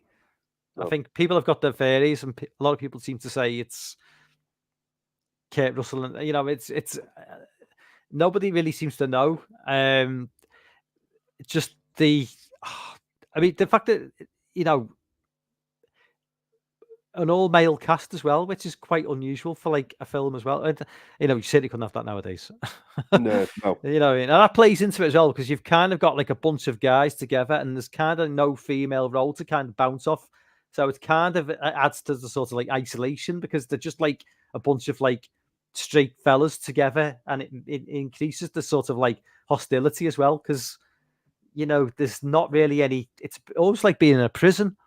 Yeah. You think about it, because if without any female company, it kind of like in the testosterone levels raise, and it's just like it all plays into that, like, and the paranoia as well.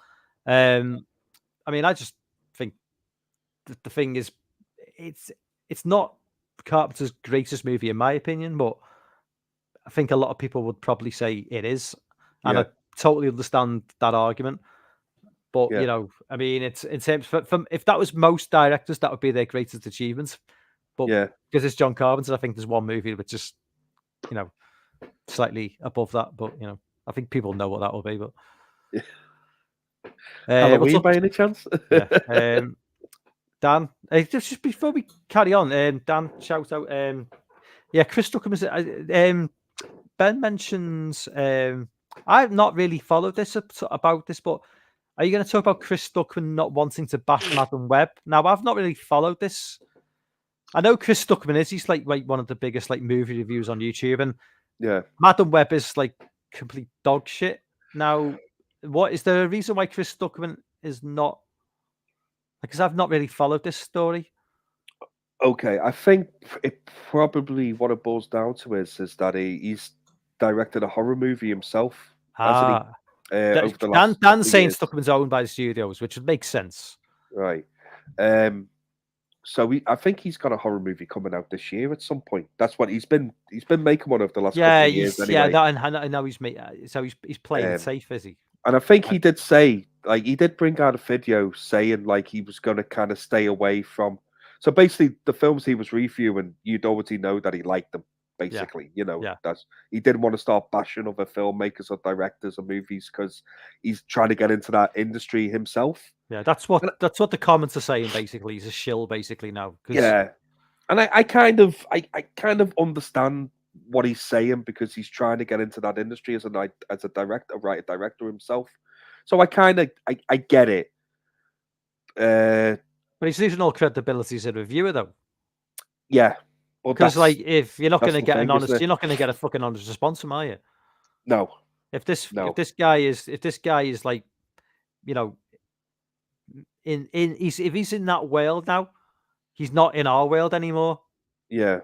So he's basically not, you know, it's difficult, isn't it? Because like he's a film critic, but he's making movies, and he doesn't want to piss off the film companies, the film studios. Who could potentially pay his wages, so he's not going to say anything to piss them off. Yeah. So basically, if he doesn't review a movie anymore, if you don't see, say for argument's sake, like Madam Web hasn't popped up on his channel, you know he doesn't like it. But he's not gonna put that on camera. You know, he's not gonna do what like I do or anyone else does in this thing. So it's I can understand why he won't do it because of the career he wants to take. To be honest with you, if he doesn't want to do it, I'm not that arsed. I don't watch the fella anyway. I mean, you know what I mean? But I mean, it's one of them, innit? It's like he's become he's not a critic anymore. No, basically. No. He's once you get above a certain level, you're totally kind of like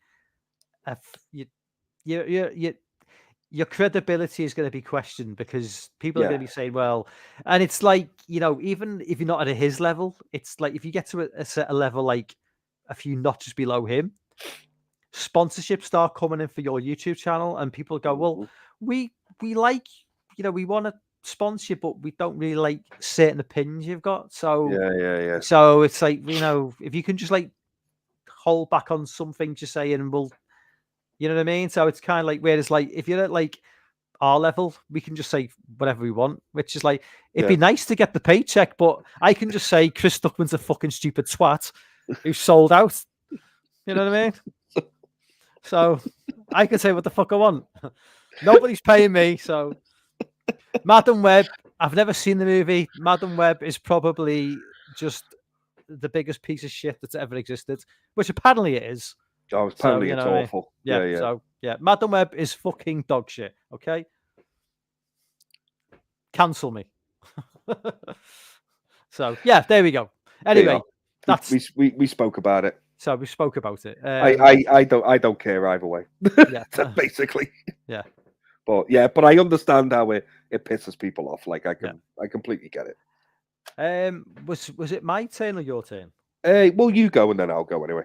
Okay, so it's my third movie. I'm gonna go with It Follows, 2014. Solid movie. Love it. again, it's not. I wouldn't say it's the best. One of the best 5 horror movies of all time, in my opinion. But it's a movie that I can put on and like, multiple times a year. Maybe I'll probably watch this film like 3 or 4 times a year. Yeah. Love it. It's just like a sense of like, there's like even it's not even an old movie. It's like a sense of nostalgia to this film, and it's got like this. I guess like the timelessness of the setting as well, because there's not really any sort of like you can't timestamp this movie like an 80s movie, a 90s movie, or a 2000s movie.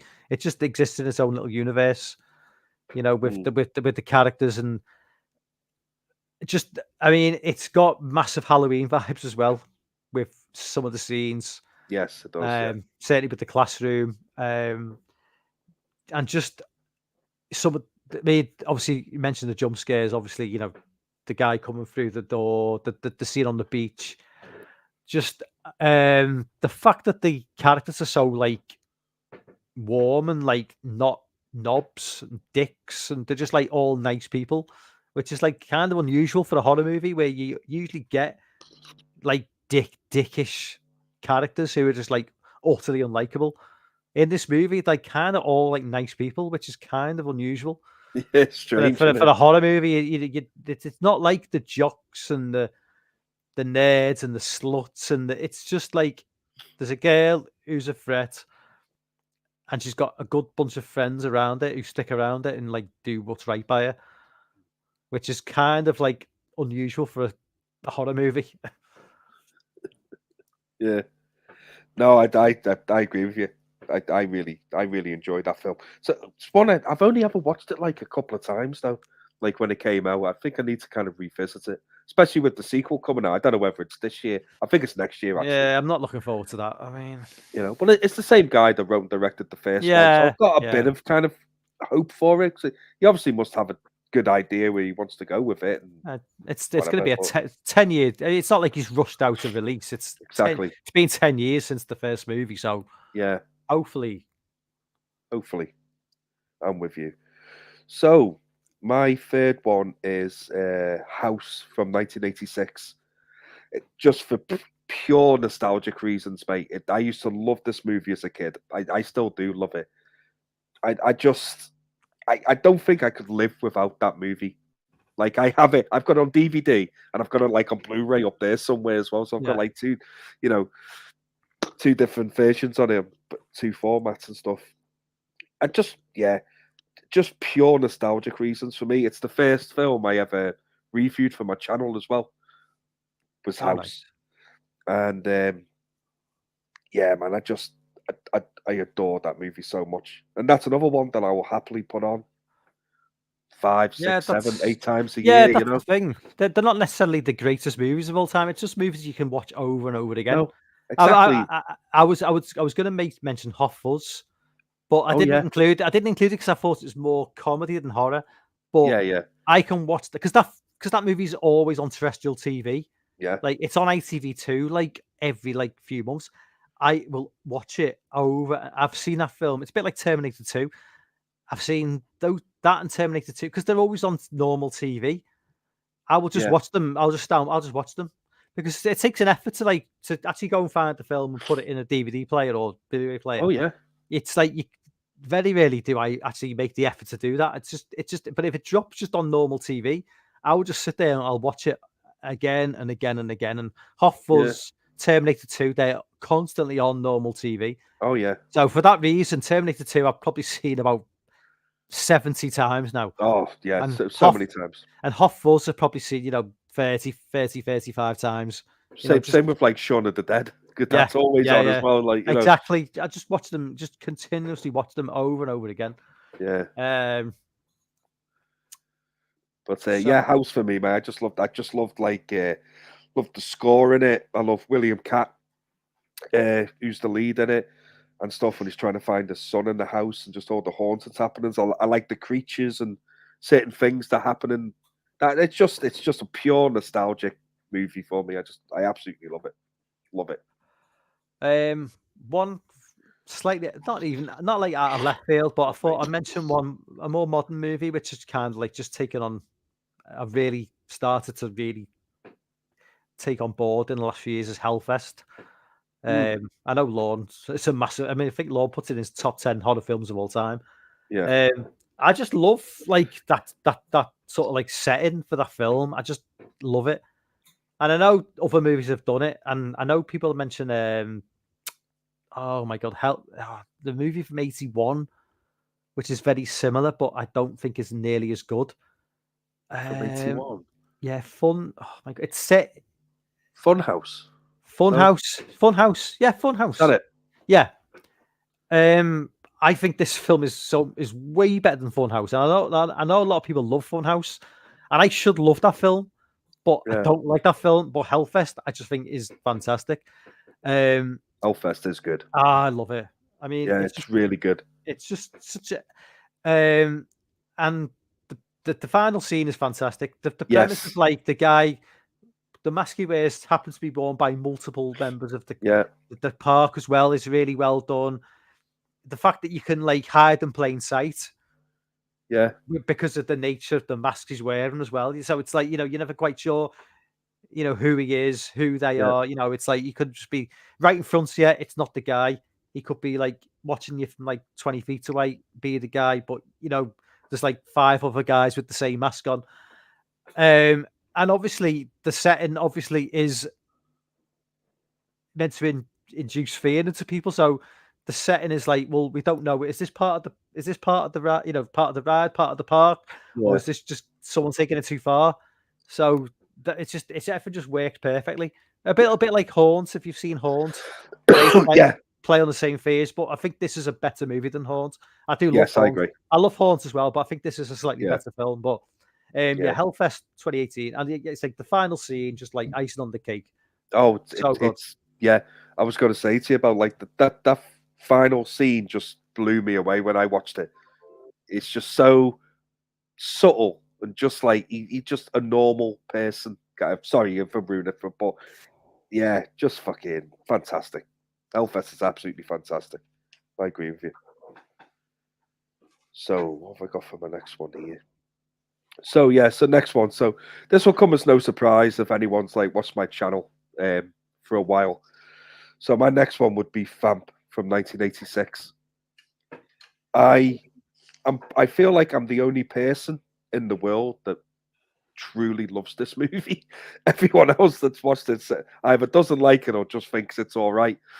But it's a similar one to House for me. Like Vamp is just a pure nostalgic movie for me. It's one that I watched like an awful lot as a kid, and I just love like the vampires in it. I love the setting of it. I love how it's kind of like a bit like an Alice in Wonderland kind of thing when they're nearly in the car crash and the car's spinning. The next minute the car stops and they're absolutely miles away from where they nearly had the crash. There's somewhere else, and then they just carry on. And then it starts turning into night, and then all the lights are kind of like pink and green, and it's like kind of a dream world that they're going into. And it used to mesmerize me as a kid. I just visually used to just absolutely love it. And it's been one of my favorite vampire movies, like still to this day. So I couldn't live without Vamp at all. Yeah. I love it. Am I coming through okay? No, your mic's not working, mate, but I can hear you. Yeah, I don't know what I've done. Something I'm not entirely sure what I've done. It's just can still hear you all right, though, mate. Can you still hear me all right? Or? Yeah. Oh yeah, it's still coming through clear. The mic's not as good for the last 10 minutes. Doesn't really matter. No. So yeah, final film for me is Halloween. Not. I mean, I don't really know what more to be said about this movie because it's obviously like the perfect slasher film. Yeah. John Carpenter's greatest achievement, in my opinion. A movie I've probably seen, 100 times. I'll probably watch it 100 more times before I die. Hopefully more than 100 times. Hopefully I don't fucking drop dead in the next couple of years. But, it's just, I mean, it is like the perfect slasher movie. It's the perfect horror movie. It's the perfect creation of a boogeyman, literally. Yeah. Just everything about this film is perfect. The setup, the build up, the payoff. I mean, it's all been said before, but what can I say? It's like, how can I not include Halloween in my top 5 Desert Island DVDs? You know, Exactly. Yep. Yeah. Completely agree. I've got a. I saved my John Carpenter one for the last one, but it's not Halloween. it's You'll not be Ghost of surprised to Mars. hear. It's not Ghost of Mars. No. Listen, there was one. I really fought hard with this one because I love them both, and one is clearly better than the other. Clearly, right. So I was stuck between two, and I'll mention them both, but then I'll tell you the one that I went for ultimately. So they're both John Carpenter movies. My first one was They Live. Yeah. I fucking love They Live. Now, you can argue it's not really a horror movie. I do class it as a horror movie. I love it. I love fucking Roddy Piper in it. Just love his character. It's quite a slow build up at the beginning, but it keeps you just so intrigued, and you're just wondering what the hell is going on. To the moment he finds them shades and first puts them on, he just sees like the world these aliens have created around him and everything, and then he can actually see them for the first time. I just love They Live. For me, it's an absolute solid movie from start to finish. And I think Roddy Piper, who wasn't an actor, I mean, he was a wrestler, by trade. He's fantastic in it. Like, he's really good, and like, he obviously his movie career never ended up hitting the heights of what it did for his first movie. But I just think it's a solid movie, and I love it. The other one, which I will openly admit is not good, but my God, is it an absolute guilty pleasure of mine, and it's John Carpenter's Vampires. I look, I know. I will openly put my hand up and say I know, but my God, can I just put that film on at any point and I just have a good time with it? And I think that solely lies on Jack Crow, James Wood's character. He is so Annoying. over the top. Just like, I love him, man. Absolutely love him. And it's just the film is not good. Like, I openly admit it, but it's just one of them, mate. I can just put it on and I just have a great time with it. Like the fact that vampires are in like fucking, or they're in like Mexico or somewhere. It's like one of the most hottest fucking places in the world. It's like daylight for about 20 hours of the day. It makes no sense. But I just adore it. But the one I went with was They Live. Out the two of them, I couldn't bring it in my heart to like take vampires over They Live. So They Live ultimately won. But my God, if I could sneak a sixth one in, mate, Vampires is coming with me. So yeah, that's mine. Well, there we go. There's our top 5 Desert Island DVDs horror. Yeah. So I think next time we come around, we'll have to discuss maybe either sci-fi, action, comedy. Ooh. There's not really many more genres we could probably talk about. I can't really see us doing romantic comedies. Actually, maybe we should. Yeah. Let's go down that route. Maybe we can do some smut talk and maybe do some soft core stuff. Anyway, I think I better wrap things up because it's 1 in the morning and we've both got work in the morning. We do. For everybody jumped on board for episode 1 of what's this podcast called again? Did I call it Dead Airwaves? You call Dead Airwaves? Okay, that's how professional I am. I can't even remember what the podcast was called. It even is a podcast, but it is a thing going forward. Me and Dave, every few Sundays. Yep. This is episode 1. Episode 2 will be coming down the line in the next few weeks, and we'll discuss more movie news. Take similar settings to today, but with maybe a few different years involved and shit like that. But it's all good. And hopefully I won't be sniffing as much. I'll be over this cold by then. Hopefully, you didn't too bad. You didn't sneeze too much or anything. Well, cheers, mate. Yes, but that wraps up tonight's episode. So thank you for everyone who jumped on board tonight and everybody who watches down the line. Thank you so much. Thank you very much. I'll be back next Sunday night with a live countdown of the greatest arcade games of all time. Oh, So if you're available for that one, Dave, I'm sure we'll be, mate. If Mortal Kombat's not number one, then yeah. So, yeah. But again, thanks for everyone who jumped on board tonight. And I will see you next Sunday. Good night. Take care, everybody.